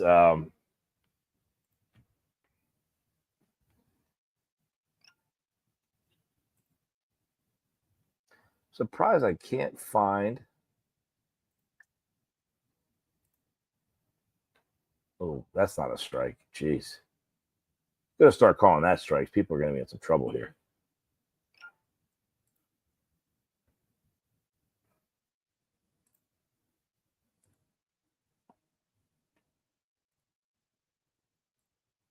Oh, so these are the pictures from his beach shop, the Hogan's Beach Shop. That's a cool place too, man. Yeah, he's got all his memorabilia in there, so you can see there's a WWE Championship. This is the NWL belt that he spray painted when he first won. When he was in NWL. So you go in the beach shop, which apparently they've expanded. Yeah, they've made it bigger. It took over the place next door. Yeah. So now it used to be really small, like a hallway almost. Yeah. Well, and WWE's exploded. But it is cool. We have pictures of us with the his heavyweight champion belt at Hogan's Hangout too. Yeah, let me see if I can find the video. I'll send it over. Showing look, Joey Chestnut there, Mike. He was at the Savannah Bananas last night. I guess they're eating bananas. He just did that thing the other day. 99 beers and 99 hot dogs in 9 innings. Oh no. Yeah, showing highlights on the TV broadcast right now. Savannah Bananas, they're back there tonight.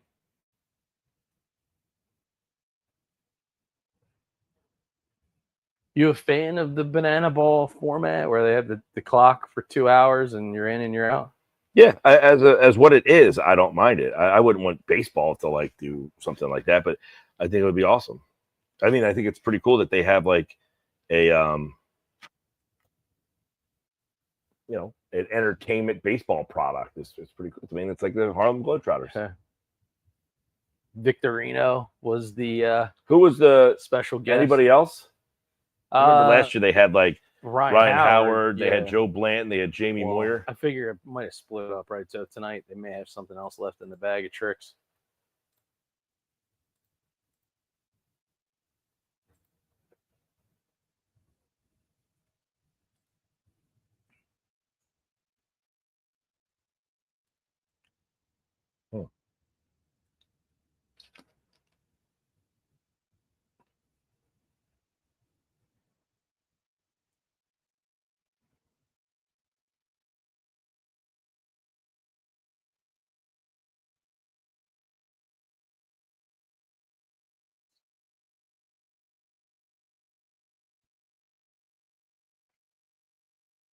Man, this Yankee lineup is just frightening in its own right as well.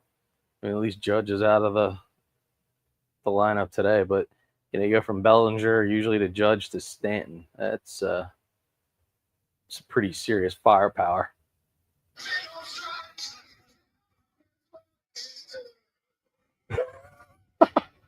I'm listening to the video of Todd Rank singing.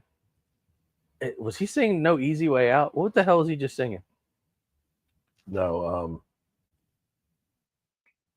Big Out there by Wheeler. Getting Stanton to chase. He's got 6 Ks. Think about how this game started. The fact that he's still out here on the mound. Impressive. 89 pitches, bottom 5, 2 outs. Maybe he comes out for the 6th. 1-run game. Good pitch. Maybe. I mean, the bullpen yesterday, they didn't really use anybody. They used a bunch of guys that are like low leverage guys yesterday. It was like they used Seth Johnson and Daniel Robert. Chisholm's not happy with the call, but that one was right there. Daniel Robert, Seth Johnson. Who else pitched yesterday? Oh, Alan Rangel. So they have everybody available. Like they're higher leverage guys right now, whatever that means. David Robertson pitched yesterday for AAA. Lehigh gave up 3 hits, but did get out of the inning without giving up a run.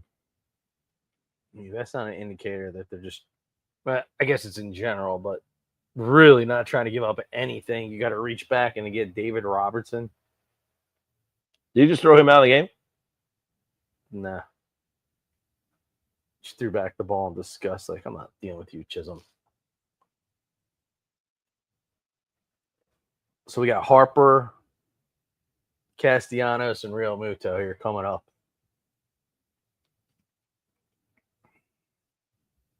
Harper still prefers to bat third, no matter what. Kellen Moore. Yeah. Former Eagles offense coordinator Kellen Moore. I like that he's batting third. Yeah, I mean, listen, it works. It's just a situation that we dealt with before. You got Bohm out, and I'm the big Castellanos fan, and it's not normally a guy that strikes fear to make you pitch to Harper. But the way Schwarber's going right now, he's never had a chance to have someone like Harper hit behind him. So I kind of like the fact that they have Harper protecting Schwarber. Because right now, quite frankly, Schwarber's a better hitter. Been the more dangerous guy. So give him the protection. Yeah. Now, if they can get someone to hit behind Harper, Suarez, if they can get him, that's a guy that has almost 40 home runs. What would you give up for him? Because it's his last year, so you're still in danger. You got to convince him to sign with you. And probably Abel. I just don't think Abel's going to be anything special. I think he'll be a 4th or 5th back of the rotation starter. Not that that's, but you have a surplus of starting pitching. Yeah. So you've got to say, all right, listen, I get it. We like this guy. He's good, but we really need a bat. Can you possibly even afford to re-sign Suarez after this year, though? Probably not. I mean, you probably don't even want to. He's 34 years old. Not a great defensive player. But I asked the question this morning was, do they take Bohm? Yeah. A cheaper version of cheaper third baseman that's controllable for the next couple of years. The Mariners farm system though is very deep. Very deep. He doesn't play for the Mariners. D-backs. Same thing. Very deep. So like you're there and you're kind of leaning on the youth movement. Which is interesting because the Mariners actually wanted him back. Because they're kind of on that, they're teetering near the top of the AL West.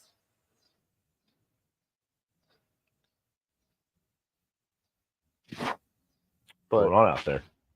Yeah, I don't know, man. Got a lot of cicadas having a good time on the porch. Apparently, they're not a fan of Suarez because they had a lot to say as soon as we mentioned his name.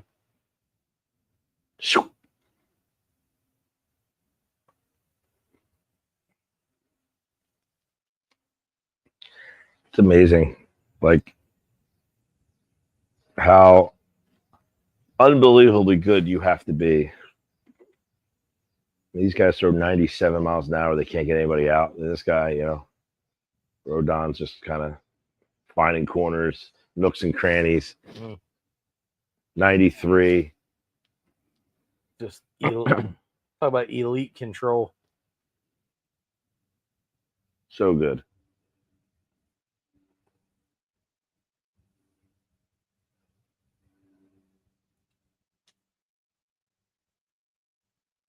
Grisham. Did you look up Chris Chambliss? No.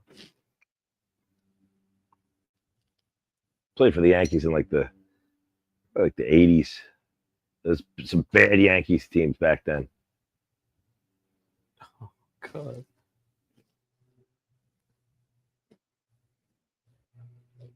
Oh boy. Yeah. It's a good call out. Yeah. New York making their call to the bullpen. Did they answer the trivia question? Not yet. Not yet.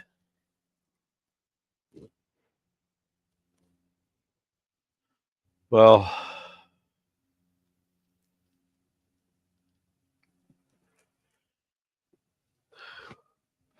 Still trying to figure it out, huh? He's not giving up, kids. He is not giving up.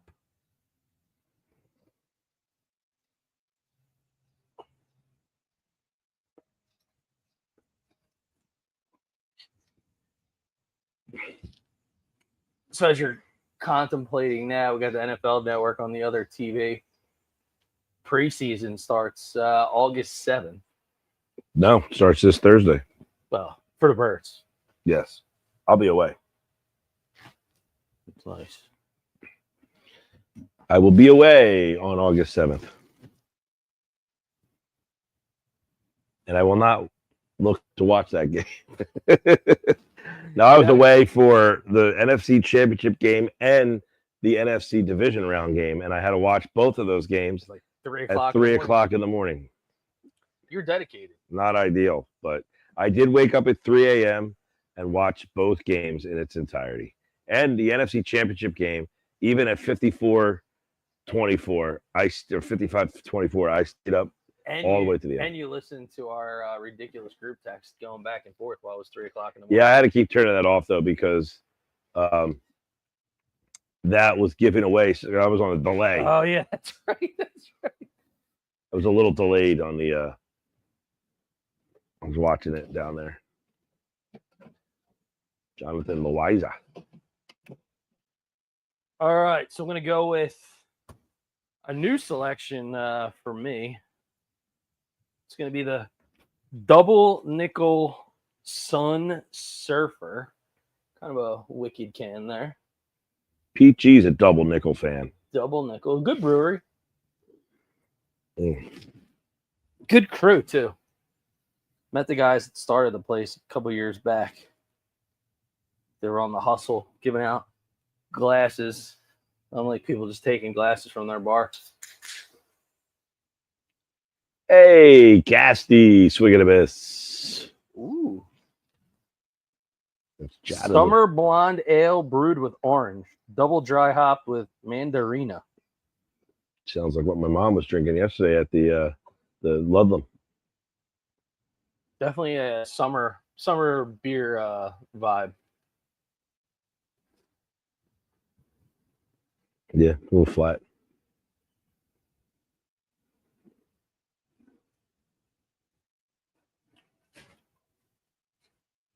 Yeah, it has like a hints of like orange rind in it.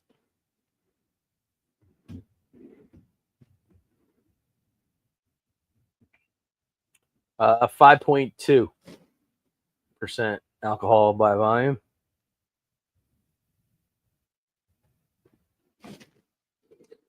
Casty.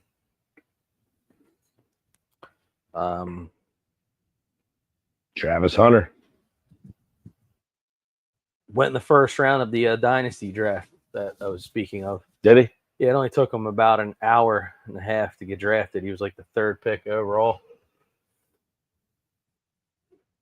I used to be in a draft. It would be Labor Day weekend, which was brutal. That's a violation. And it was at the Landmark.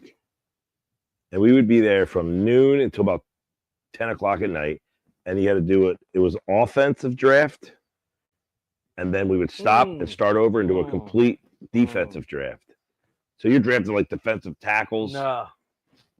Linebackers. No. Yep. JT Realmuto. Yeah, it was, and it was a keeper league. So you had to have you could keep up to 5 players, and whatever players you kept, you lost the round of the pick that you picked that player in. So if you kept your 5th round pick from the year before, you lost your 5th round pick, for this year. Yeah, we have the other league that I'm in, been in for like 16 years now. You can keep one keeper, and he has to be in at least the 7th round or later. Oh, so you can't keep anybody. You can't keep anybody who's like a top pick. So if you keep a guy in the 1st round, you lose your 1st round pick. That was the way Correct. we did. That's the way we did it. Correct. And then we have another league that's straight up, whatever round you pick them in, you can keep them for a max of 1 year. And that would be, so if you kept your 2nd round pick, you wouldn't have a 2nd round pick this year. But if you pick a guy to keep who wasn't originally drafted, but maybe it was like a free agent pickup, Yeah. then you keep him on the average of everyone else's keepers. Mm. One of the best keepers that I've seen was Patrick Mahomes in the 17th round. And he was a rookie. Wow. And he didn't even play as a rookie. Didn't. But stashed him, held on to him. And well, in those type of keeper leagues, too, there's so many rounds. People just, stash take people. a flyer. Yeah. See, I'm in a league that I've been in for like literally 25, 30 years. And we have roster limitations. Everybody has to have the same exact roster. What do you mean? Like, so player-wise, like 2 quarterbacks? Everybody has to have receivers. 2 quarterbacks, 4 running backs, 6 receivers, 2 tight ends, 2 kickers, and 2 defenses. Yeah. So everybody's roster is built exactly the same. We have a dynamic of that. You have a little bit of flexibility in the flex, but you have, like, mins and maxes. And I always liked it because it makes you make a move. It kept the league very, very competitive, because of injuries. You have to decide, do I want to get rid of this guy? Do I want to keep him? Whereas some of my buddies, they wanted to keep like 7 running backs on the roster. And it's it's brutal. And then there's nobody available on the scrap heap when you need. So the whole point of our league is the way we do it like this is there's always people available on the waiver wire, and we charge $25 a pickup.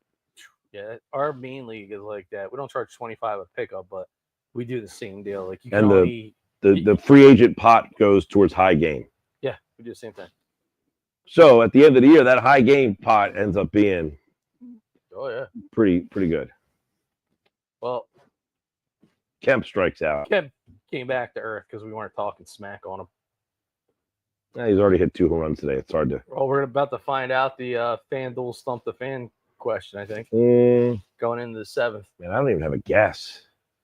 Listen, I was not even close. It's not true. You said. I'll give you the clue. The close was that left-handed pitcher. I was on a left-handed pitcher. And I'm going to say definitively a pitcher. I don't want to make sure I'm sending you down the wrong path. Let me confirm that this person was indeed the left-handed pitcher.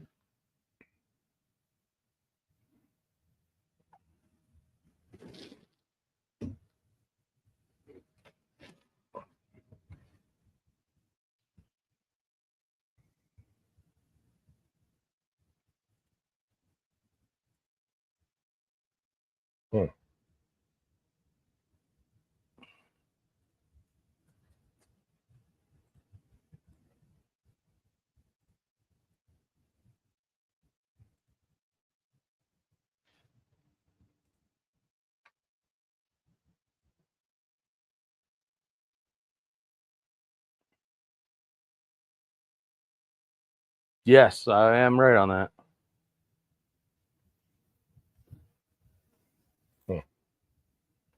This player is an American former professional baseball player and television sports commentator. A left-handed pitcher. He played Major League Baseball for the Washington Senators, Minnesota Twins, Chicago White Sox, Philadelphia Phillies, New York Yankees, and St. Louis Cardinals for a then record 25 years. Even at that, I still would have never had $1 million guess in this one. He was an all-star for 3 seasons and a Gold Glove winner for 16 straight seasons. He was the American League leader in shutouts in 62 and the AL leader in wins and complete games in 1966. Hmm. In accumulating his 283 career wins, he had 3 20-win seasons. This left-handed pitcher won 190 games with the Senators/Twins, second most in club history and most since the team moved to Minnesota. So the Minnesota Twins were the Washington Senators? Mhm. Okay, I didn't know that. That I knew. He also had the most Gold Glove awards of any Twin with 12. Huh. After a brief stint as a pitching coach for the Cincinnati Reds, this left-handed pitcher became a sportscaster and for the next 22 years calling games for the New York Yankees and Minnesota Twins. Following a brief retirement in 2006, he called Pool D for the 2009 World Baseball Classic in Puerto Rico and worked for the MLB Network from its inception in 2009 until August 2022. He was elected to the National Baseball Hall of Fame by the Golden Days Era Committee in 2022. Who am I? Like I said, even with all that information, there's not one thing on that I'm like, oh yeah, that's who that guy is. Yeah. Oh, we hit that guy in the foot. Wow. This guy's a pain in the toe today. The only guy, I mean, from MLB Network that played for the Phillies, but he Police act. was Plesac. But Nope.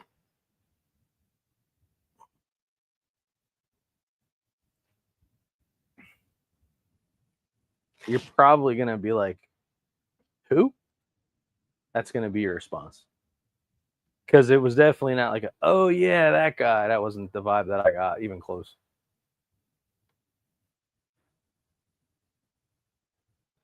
We do enjoy the FanDuel Stump the Fams question, by the way.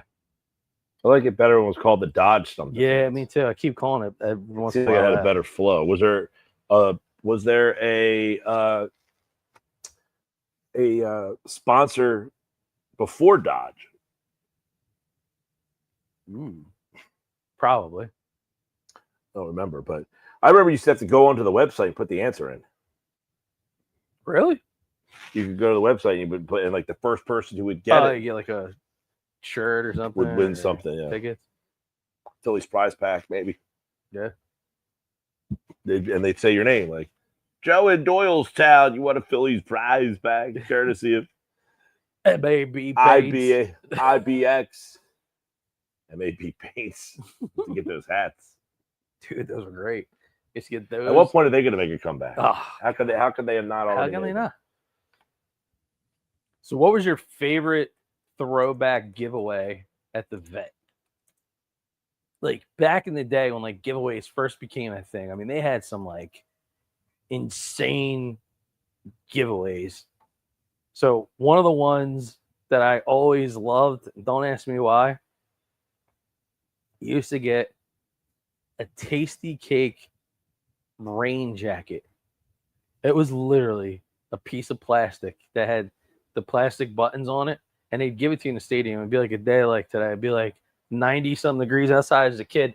You would put it on, and the best way to describe it was, like those like running suits that the wrestlers will wear to like make weight at the very last minute. Like you just sit there and just absolutely pour sweat trying to wear this thing. You used to get the little bats, little mess. Remember when they gave the regular size bats, and then somebody's like, "This is a bad idea." 103. That's it. Look at the hat, the little pitching chains, the little car up there. Yeah, the old bullpen card. Yeah, so they used to give the full size bats, but then the little bats was always a good one. The MAB paint hat was great. Wasn't that the one too that it was like a ripoff of the Pirates hat that had like the pinstripes that went around it? They tried to make the Phillies hat like that a couple times. That was our Little League All-Star hats when I was 11. We had the old Pirate style with the round top and then the pinstripes around it. Yeah. And then you would get a star for when you did something. And the stars were so heavy on your hat, they were like falling forward. Yeah. Oh I'm trying to think of some of the other ones that I remember. I remember getting. Well, the bobbleheads back there then were like, these big bobbleheads, and they always had they didn't look anything like the player. Now the bobbleheads are like very proportional. They gave balls. They remember used to give balls. That was a bad idea too. People started launching them all over the place, especially from the 700 level. Bad idea. Man. I can't believe I can't think of who this pitcher would be.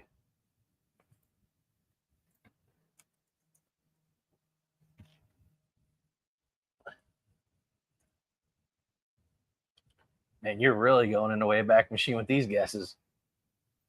So you can't see what Mike's doing, but he's literally putting his guesses in to the computer. I was seeing if he was and left-handed. seeing if he's like certain guys are left-handed. We're gonna get the answer here, right?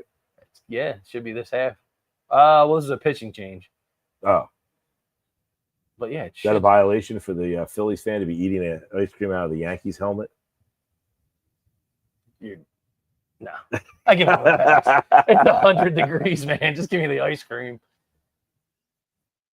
Can you imagine? We never put so we have vinyl on the porches here to keep the in the winter time to keep it kind of winterized in here. Never keeping the heat in the summer. Well, we never rolled them up yet for the summertime because it was such crappy weather and so much rain into like June. Part of the reason that the vinyl's up is to keep the rain out of here. Yeah, because we have a dinner. We eat dinner out here. There's a dining room. There's a table outside here that we eat on the porch, and we didn't want the rain to hit the. And there's a rug out here as well, like down the other end of the down this end of the porch. There's a table with like for 6. So we didn't want to get wet, so we didn't roll it up, and now it's roasting. I'll be taking my 3rd shower of the day when I go home. Yeah, I'm not like sweating hot crazy like you are. Yeah, We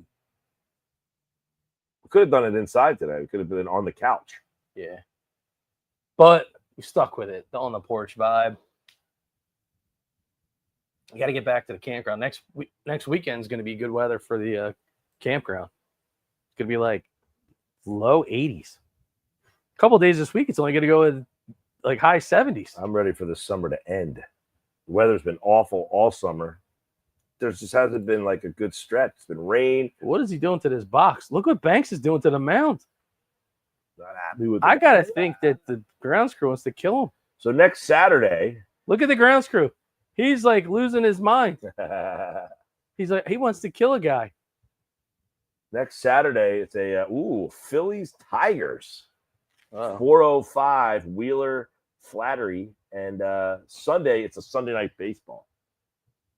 Now we're talking. Phillies Tigers, best team, 2 of the best teams in baseball. Sunday night baseball. Do we get a fire going over at the campground? Ooh, big swing, dude. Friday they have the reaction. Suarez Scooble Friday night. Oh man, you got Suarez Scooble, Wheeler Flattery, and Sanchez versus Casey. Might have multiple broadcasts next weekend. The following Saturday, I will not be around, but the Phillies play on Fox against the Texas Rangers, and then a 2:35 game against the Rangers on Sunday. And the following Saturday, they'll play 4:05 against the Nats, and then a Roku game on Sunday. Roku? That's an 11:35 start. What? 11:35 on Roku. Where are they playing at 11:35? Washington. That Roku game they do at 11:30 in the morning. God. Every Sunday they do a game at 11:30. Terrible. I mean, I'm saying it's terrible, but I guess from a timing standpoint, if you have something going on, it's kind of good.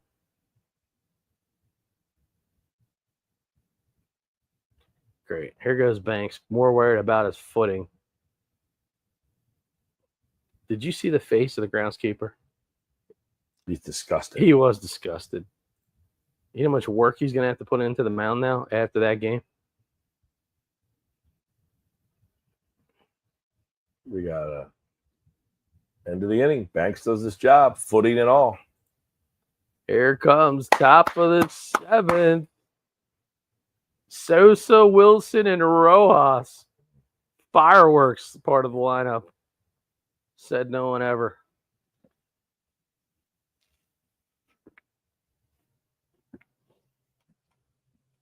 Just got an alert. Reminded me our keepers are due for that one league.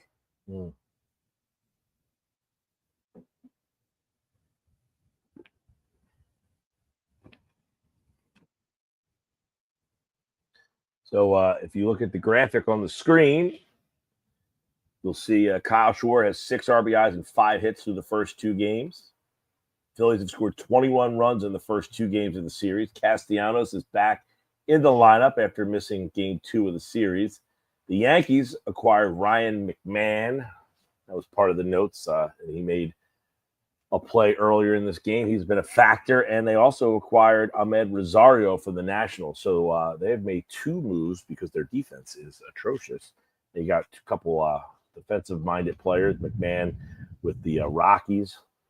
McMahon was a big piece of that lame Rockies squad. So he probably felt like he just got parole after having a life sentence. I'd say so.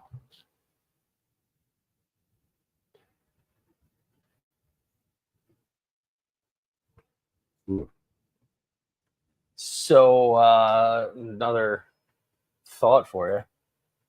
Eagles, speaking of football season being around the corner, sent out surveys to some of the season ticket holders looking for feedback about would they prefer a new stadium or would they be cool with upgrades to the current facility?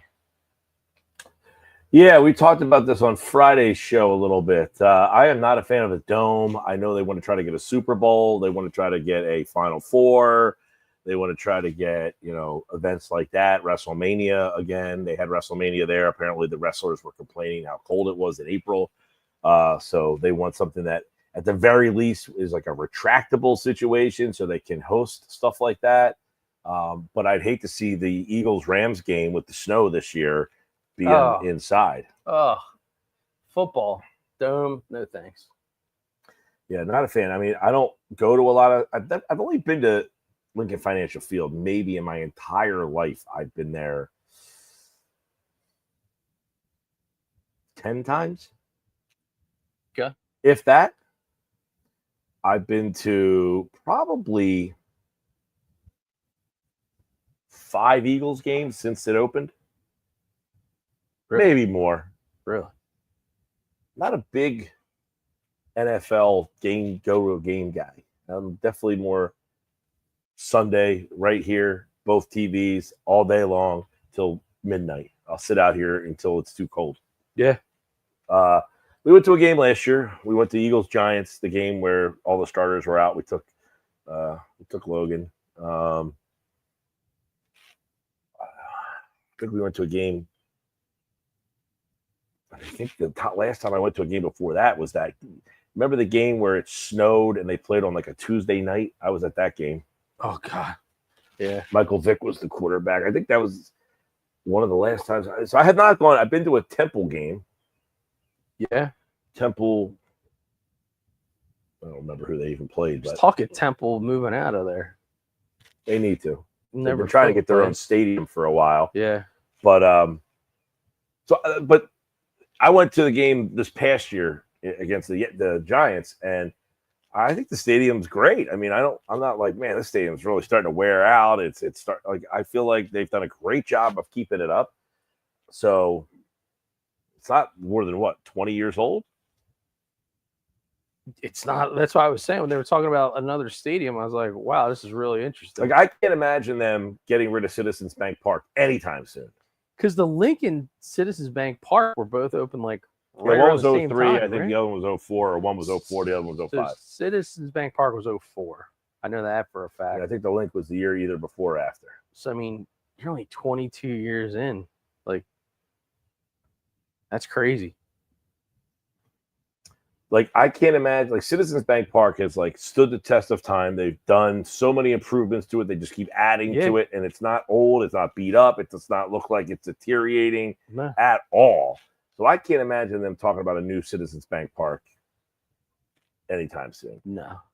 Which the link, I understand they want to try to host, because you think about it, Temple does play there. But what's that? 4 games, 5 games, maybe? Yeah, but even that, like the Lynx suite facilities are stellar. They've invested a lot into it. They've added seating over the course of the year. The hospitality areas are first rate. I just seems to me building a new stadium feels greedy. Now, if they're saying, look, we have 8 home games, maybe 9, plus a playoff game here and there, plus the Temple games and a couple concerts. And that's it. That's the only time that ballpark.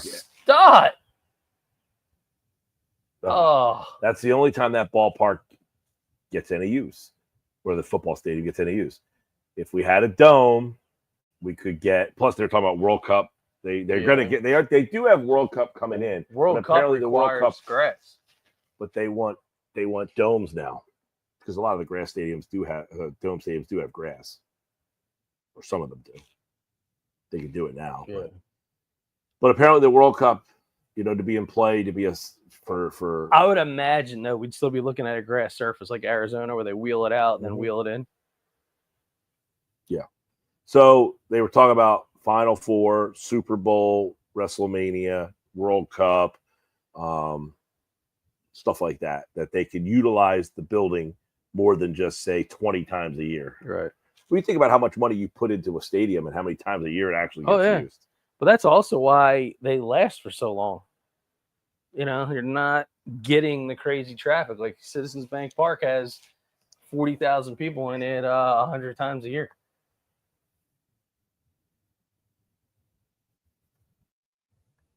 Outside. Cutter. Martian for Rojas. Little righty on lefty crime. Baldy, what's going on with that dude, Baldy? Yeah, Baldy. Oh, jeez. The hair coloring's not looking great for the NFL Network right now, pal. Oh, boy. And he's a great guy. Maybe he just spent a lot of time in the beach this summer. Maybe. Or he does travel a lot. Maybe he needs a new hairstylist. I'm going to go with the latter. He needs a new hairstylist, I think. Yeah, it's not a good look there. Marsh. Under it. Chris Chambliss. Can you see it? Yes, he can. Trent Grisham. Didn't see the answer to. Is it in the bottom of the 7th inning? Maybe. I didn't see it. I didn't see it either. So all of you who are hanging out with us still here there's a lot of people hanging out watching us today. Thanks to everybody who's watching. Surprised we haven't heard from Earnshaw at all. No. Hope he got home. Yeah, right. How about no takers on the Mount Rushmore of the Phillies either? Didn't even come up with your own. No, well, I started. I was waiting for you to give me your second one. You got stuck on Cole Hamels, and then it kind of faded off into the sunset. So I got Hamels. I got Schwarber. I'm going to go with Royal Halladay.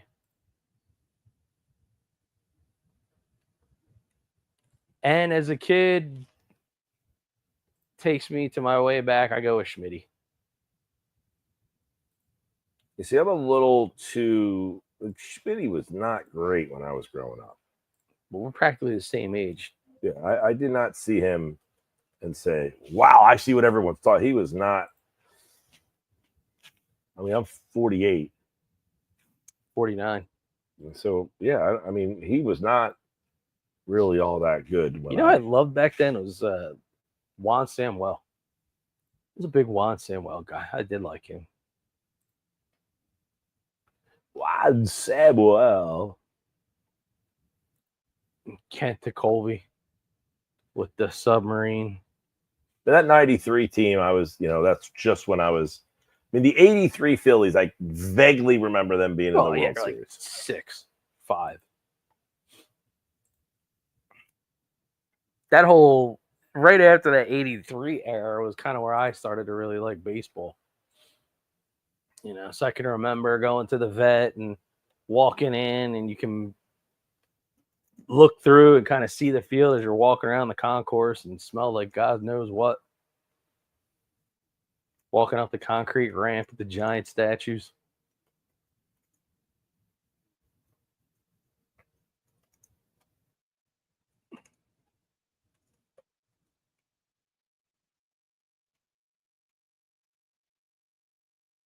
I will say this.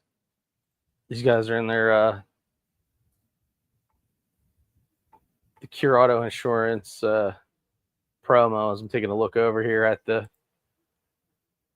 I love how they give the guy the Ben Davis has the bat prop. Yeah. Like, here, Ben, put that bat over your shoulder. That'll give it more credibility. This hit will, Meanwhile, their NFL Network's checking in with the Commanders. It looks hot wherever they're at. He's got long. He's got a hoodie on. It dude. looks hot. This guy's got a hoodie. Dude, the other guy's got long sleeves. The ball boys and Jaden Daniels look like they were swimming. They were sweating like nothing I've ever seen. And even Dan Quinn, he's wearing long sleeves and a t-shirt over top of it. Baldy's do, man. Jeez. Yeah, Baldy needs to pick a different color paint there for that hair. That's tough. That's why I go with the shaved head, man. I keep looking up and I'm like, what happened here? I have to let Baldy own that one. Put himself on his, he does all the telestrator thing, or he does the replays of the plays. He might want to put himself on there about the selection of his hair color. You see right here, it's a blindside. Didn't see this one coming. But our buddy Bob Wankel, who I had on this morning and it joins me on Fridays, he said, that's an at-bat you really want to see in October. Perhaps the worst at-bat of the year. He tweeted that out 48 minutes ago. I'm going to have to say that had to be the Rojas at-bat. Yeah, because there was nobody on. No, it was two runners on, nobody out. 2 runners on, he nobody struck out 3 pitches looking. Yeah. The first pitch, he attempted the bunt, then he pulled it back. It was a called strike. The second pitch, he took as a called strike 2, and then he took called strike 3. Now, all 3 pitches, I will say, were right half on the line. So they were both borderline, but all 3 strikes. I'm not saying that, but they were really 3 good pitches by the pitcher. Yeah, it was. That's one of those microcosms if you just sit there and say, yeah, it might be a regular season game, but you got to take advantage when you're finally in those situations. So you're getting your reps for when it does matter and it does count where you're comfortable. Oh, God. Look who's warming up. Jordan Romano. Oh, buddy.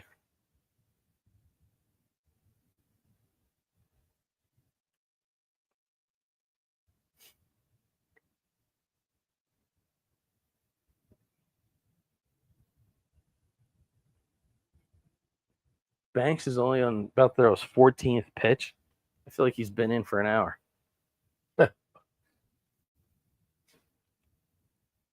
Or maybe I just took that long for him to destroy the mound that the grounds crew built. Oh, what a play. Otto Kemp, what a little web gem.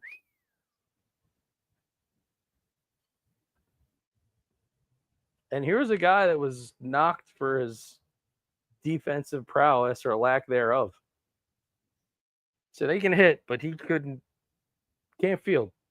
But, I mean, we've seen him make quite a few memorable outs at first and third. Yeah. Oh, just bought that one on Stanton. How's your double nickel? It's solid. I'm gonna go untapped. I'm gonna go 3.25. 3.25. It's good. It's okay. Nothing special.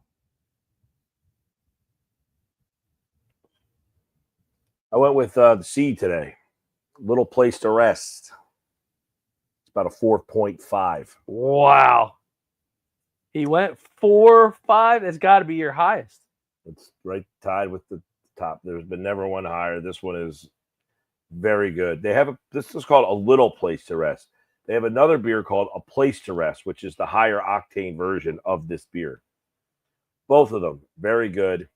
There's another one I have inside. I can't remember the name of it. I'll get the can between innings and bring it out and show it to you.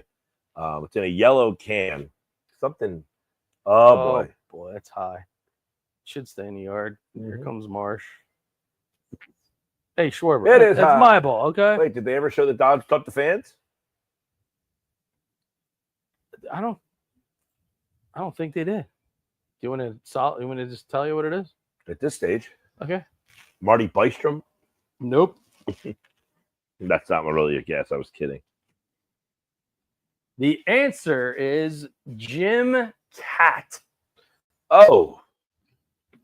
Now that you say that, I do remember that he played for the Senators. And there you have it. Jim Cat. He's the answer of the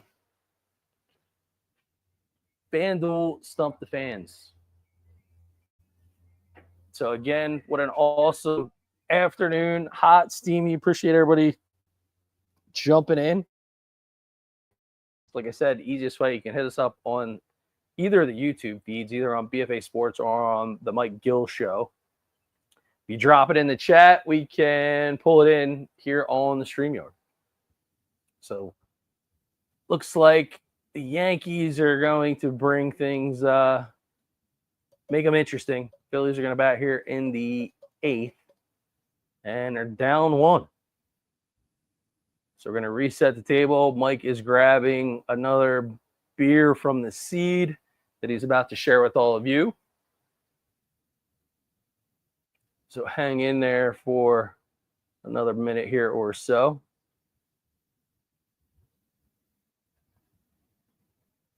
And again, looks like we're going to have to make a decision on which of the games next weekend that some sponsors that are jumping on board. We're working on, and more importantly, starting to set a lineup as we head towards the fall of places that you'll be able to come out time with us while we're on location. So stay tuned for more details on that one. Good look there at the Bronx. So here's the beer from the seed. It's called East of the Sun. It is a rye Indian Pale Ale. Here's a good look at the can there. Look at that bad boy. Try to get that can back on for you.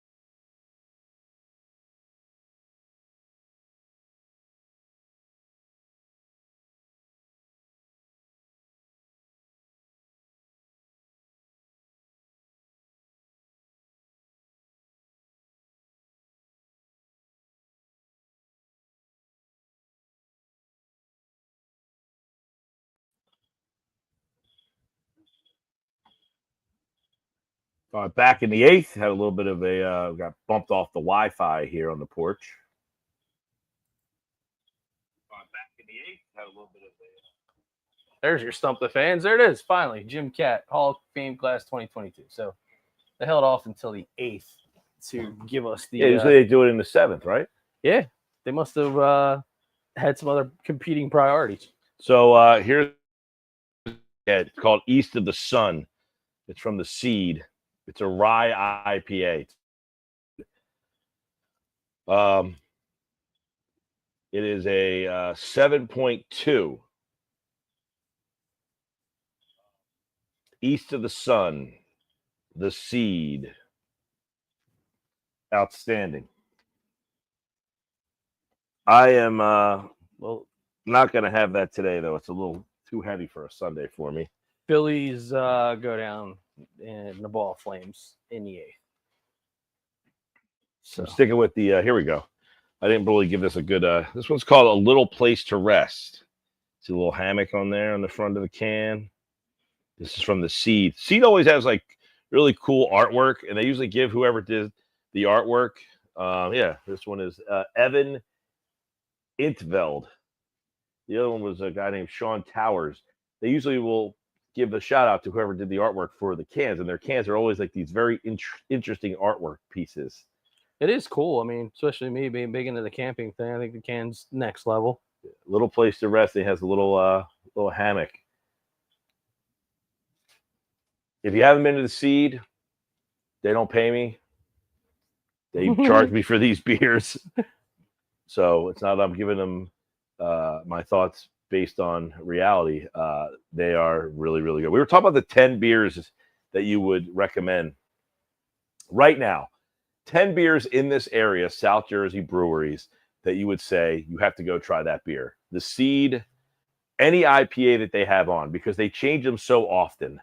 Yeah. Like I'm going to look at their menu today and see if there's anything I've actually had. They have some really strong stouts that are like 13%. And you get more or less like a 6 ounce portion. They're so good. They do a really good job. The only thing with the Seed, I will tell people ahead of time, if you are like a sports fan and you want to go, they do not have a TV there. So you're not going there to say, hey, I want to go watch a Phillies afternoon game or an Eagles game. They do not have a TV at the Seed. Different vibe. It's very social. Very chill type of environment. Some cool tables. Got some high tops that are around there. Bar size is actually pretty decent. For being a brewery. So right now, it looks like they do not have an IPA even on. Oh, they do. Chaz Jism is having a rough day with the umpires. He probably had a legitimate gripe right there. Was that Sopo Friday night? They have a couple TVs in there, so you want to go watch the game on Friday night. We were there watching the Phillies Yankees game on Friday night. And they'll usually, if they have people there watching, they'll kind of keep the place open until the end of the game. Yeah, we were there, and they said we could hang out and keep watching the Phillies game on Friday. But once it got to 12-5, we decided to take off. But yeah, and that's a lot of these tap rooms and stuff. They have like their uniqueness, like Ludlam right now is probably one of the bigger ones. They have food. They have like a really good menu for food. If you like go to food, they have a lot of TVs in there. Beer is good. Water Guns and Rainbows would be the beer that I get if I go to Ludlam. Slack Tide, another place, a lot of more TVs. I don't say a lot of TVs, but they have a couple TVs. It's a bigger place. They've got a lot of good IPAs. I don't know which one stands out as my favorite one at Slack Tide, but they do have like different options, multiple IPAs there. I like the Bowie. And they have an outside there, the food trucks. They do it in the summertime. Get there early. Myers Lighthouse, a place that I really like. They have a mini golf course. They have your cornhole. They have a whole outdoor like AstroTurf yard. They have an outdoor gazebo. nice guys that worked up there. You know, Yeah. JJ and Brian, the bartenders, Mike, the owner. And He's you always get there. served inside or out the window. Yeah, they have an outdoor window and they have a little indoor. The indoor bar is small though. It's definitely it's about 10. We always do good there like later at night. Like that's a cool place to kind of end your night too. You know, you'll have a little bit of a smaller crowd by the very tail end, closer to close. But the inside is definitely tiny there, but they got good beers. I like the beer Hole in One. There's a beer there called is it called Midday? Yeah, most of the beers are named after like golf. Yeah. So like Lucky Midweek. Shot Stout is one. The anniversary IPA right now. And the midweek is a lighter. It's like a 4%er, so it's a lighter one. The Hole in One is probably my favorite IPA there. If you go now, that's right by Slack Tide, so they're literally within like a mile of each other. A lot of people don't know Myers because it's kind of new. Coho, which actually is called Whale Tail now. I've only been to Whale Tail once, and I can honestly say I don't remember what I had, the name of the beer there that I had, but it's very reminiscent of the old Coho. If you ever went to Coho, you know, it's a bigger bar, bigger. You ever been to, were you at Coho? One time. Yeah, Whale Tail is very similarly designed. They didn't really change it all that much. It's just called Whale Tail. The new Obscura, which That's used a to good be one. Bucket Brigade, they definitely have upgraded from when it was Bucket Brigade. We had gone to Bucket Brigade once, and it was just okay. The Obscura has done a. What's the name of the beer they have at Obscura? I had a banana pie pale ale there, which was really good. I'll have to look up the beer that I had there. It was okay. It wasn't. I was not going to sit here and tell you that Obscura's IPA was great, but the atmosphere was good. It was packed the day we went. Yeah. It was a very good crowd, and it's a nice little spot. It's not big. It's got definitely has charm. There's a little bit of outdoor tables. Great service. Very friendly pourers. Yeah, apparently the young kid who's I guess the family maybe owned Bucket Brigade and the son took it over. It's now called Obscura. Again, it didn't knock my socks off. I wasn't like, oh my God, I need to get this IPA, but it's worth hanging out for an afternoon. Nice day. Bear Brewing. I like Bear. Not a huge fan of the IPA there. It's not known for their IPAs. They do a pickle beer that my buddy Jerry likes. It's like a dill cucumber beer. Not for everybody. No, it's very light, but it's got a little, you know, their IPAs are not my favorite. I will say that, but I do like the place. I like the outdoor. They have a bar out back. They have the cornhole. But the building itself is very nice. They have a nice bar. They have a good TV set up in there. They got like, it almost feels like you're at a Starbucks. Yeah, that's fair. You have like a fireplace and a couch. Yeah. So that's the place that has the outside too, right? Yeah, they have the outdoor with the fire pits. There's a bar out back. Did you mention the Jitney tour passes through there? A lot of those Cape May County breweries, they do Jitney stuff, and we went to Bear and took the Jitney over to Anglesey in Wildwood, which is below the bowling alley there. Yeah. And have you ever been to Anglesey? Anglesey, yep. That's another. It all works. Yeah, another cool place. You know, again, the vibe of a lot of these places, and I think even for people, and listen, the group that you and I hang with, not everybody are like hardcore beer drinkers, but they all say the same thing. Like they like to go and see it because they're not your typical bars. They have a very different vibe. Like my mom is not a beer drinker, but she likes the breweries because she says like the people are kind of salt of the earth people. Yeah. You don't have a lot of, you know, you're not getting like younger kids. You're not going there shots. to pick somebody up. Right. You're not drinking shots and partying. It's more of like you're just laid back, trying beers, you're meeting people, nice, like, you know, generally, I don't say older people, but people that are just a little bit more laid back, that are just more into the beer drinking scene. Even if you like, and a lot of these breweries now are making seltzers, they're making NAs or lower alcohol so that you can have a couple and not worry about getting, you know, too heavy. But Anglesey, another place, they have actually the beer that I thought was interesting there. It's a birch beer. It's a birch beer. It tastes like birch beer. Literally tastes like Pennsylvania Dutch. Their IPA was just okay from what I remember. This was way back in, I want to say September of last year was when I was there. So it's been a while. I like Gusto. Gusto's another place where they change their beers frequently, so you don't get the same beer, and that's all the way down there in North Cape May. They don't have the same beers on tap a lot. So if you drive it all the way down to North Cape May for us up here, and you're like, oh man, they don't have the beer that I had last time. It's always like the challenge with them, but they have great guys there. The place is kind of in a strip mall, so the atmosphere is not like a normal tap room, where you're in like a cool little tap room. It's, it's not it's a good little place. It's nice in there. But I would say it's one of my favorite spots when they have a good IPA on. It's very good. I think Cape May is way down there. I've only been to Cape May once, the Cape May Brewery. I've only been there once, and it's big. It is, but it's down there. It's But we were saying the guys, one of the original kind of founders of Cape May is now the founder of Wanderback. So they're making a climb. Well, and that's, Cape May was kind of the first, so hat tip to them.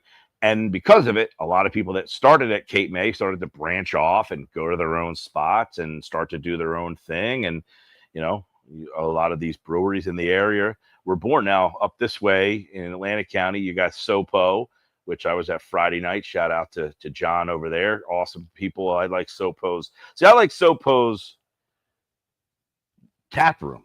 Yeah. It's small, but not too small. Open, it's airy. Yeah. It doesn't have the outside. Doors. It has the rolling garage doors. It has outside seating. The bar's probably got 1 to 10, maybe 14, 15 seats. So it's not huge in there. Then you got Hidden Sands, which is kind of around the corner from me. That place is really cool. The Hidden Sands upstairs is a big bar. And then they have another little bar area above that. Castellanos doing what he does best, strikes out. We got 2 outs. We're down 1, top of the 9th. They also have a little tap room downstairs, which has maybe 8 seats, 10 seats, maybe.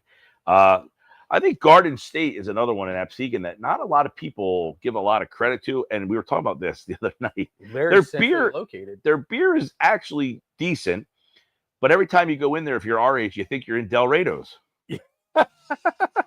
Yeah. Right? I mean, it's definitely not your classic like tap room feel to it. But I do like the beers they have there. I will say I think their beers are underrated.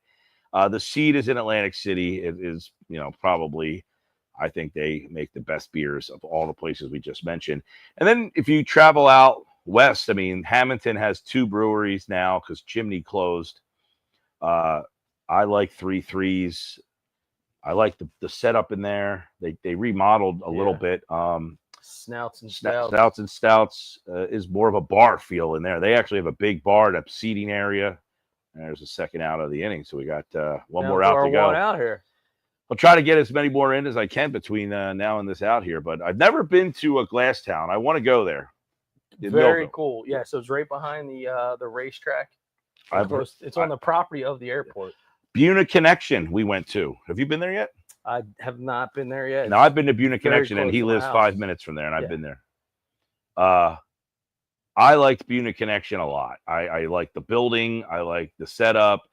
And I did like the beer. I think it's called Backwoods is the IPA there. I thought it was pretty solid.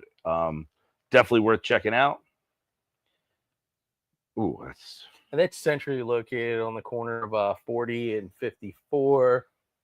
So you could come up straight up 40, or you could jump on Parkway Expressway. If you're from down this area, Vineland, it's very close. It's like 10 minutes. Yeah, well, we went to Vineland to Pizzeria 203, picked up a pie there, and brought it to Buna Connection. So that gives you an indication if you're someone in the Vineland area, how close it is. It was maybe 8 minutes when we got the pizza. That was nasty, that pitch.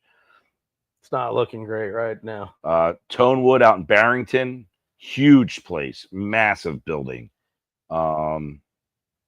Doesn't feel like a brewery, but it's still a good spot. And the beer there is really good. Tonewood does a good job. I haven't been to the main, the Oakland one, the original. Here we go. Nope. Went to Kings Road out in Haddonfield, kind of like an Irish pub feel to it. Yeah. Core 3 in Williamstown, Old Bank. Yeah, they have farmers and Core well, 3. I No, know, but I'm saying it's no. another place. Core 3 is not the old bank. It's an old farm stand. Struck him out. No, Oh, we found it. 13th Child is the old bank in Williamstown. Core 3 is in Clayton. It's an old farmer stand on the side of the road. It's kind of a cool little setup, actually. Went to Wims in Berlin. Kind of a funky vibe in there. That ground screw wants to get to that mound quickly. Bonesaw and Axe and Arrow out on the Rowan campus. Yeah. If you like sour beers, Axe and Arrow is a place That's their specialty. for sour beers. Yeah, Nuggets and I we drank some kind of donut. Yeah, the blueberry donut. Yeah, it was a white stout. Yeah. Never. Nuggets and I met up one day at Brotherton, which is now closed. Got him. And that is the ball game. But the Phillies take the series 2 out of 3 Mm-hmm. against the Yankees. Mets play tonight for Sunday Night Baseball. So, well, so no matter what, we're not in first place after today. I don't think with the loss. No, they were a half game behind starting the day. So, yeah. All right. So there you go. Phillies lose 4-3 on the porch. Loses again, but big crowd of people. Actually, I was going to say, can we get one more to crack to the next, the next tier of people? Can we get one more person in there? Come on, one more person. Yeah, no, it's pretty awesome. We love hanging out, sharing our thoughts, our ideas. We bounce around. We obviously talk baseball and some of what's going on, but mix in the brews, places to watch the game, food we enjoy, and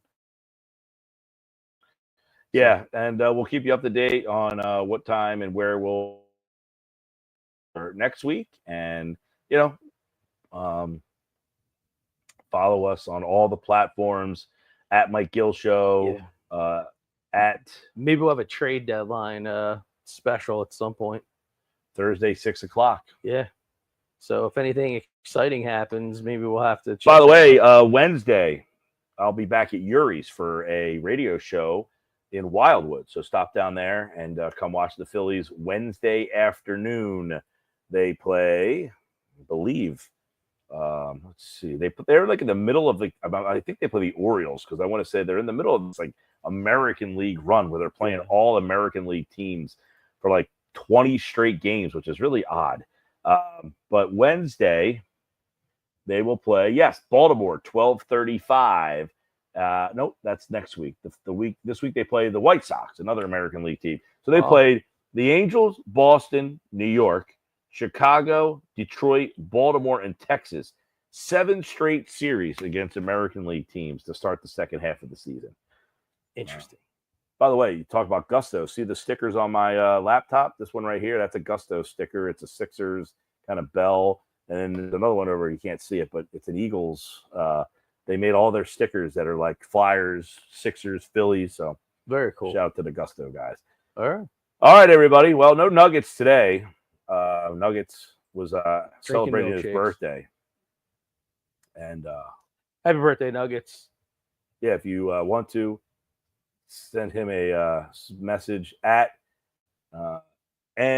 Earnshaw Radio. You can send him a message and say, happy birthday, Nick. For all the people watching on at BFA live stream on the X platform, thank you there. For all the people watching on the Earnshaw feed, thank you there. For all the people watching at Mike Gill Show, thank you there. And subscribe on the YouTube channel. We appreciate that as well. We'll do it again next week here for On the Porch. Dougie Fresh in the house. I'm Mike Gill. See you later, everybody.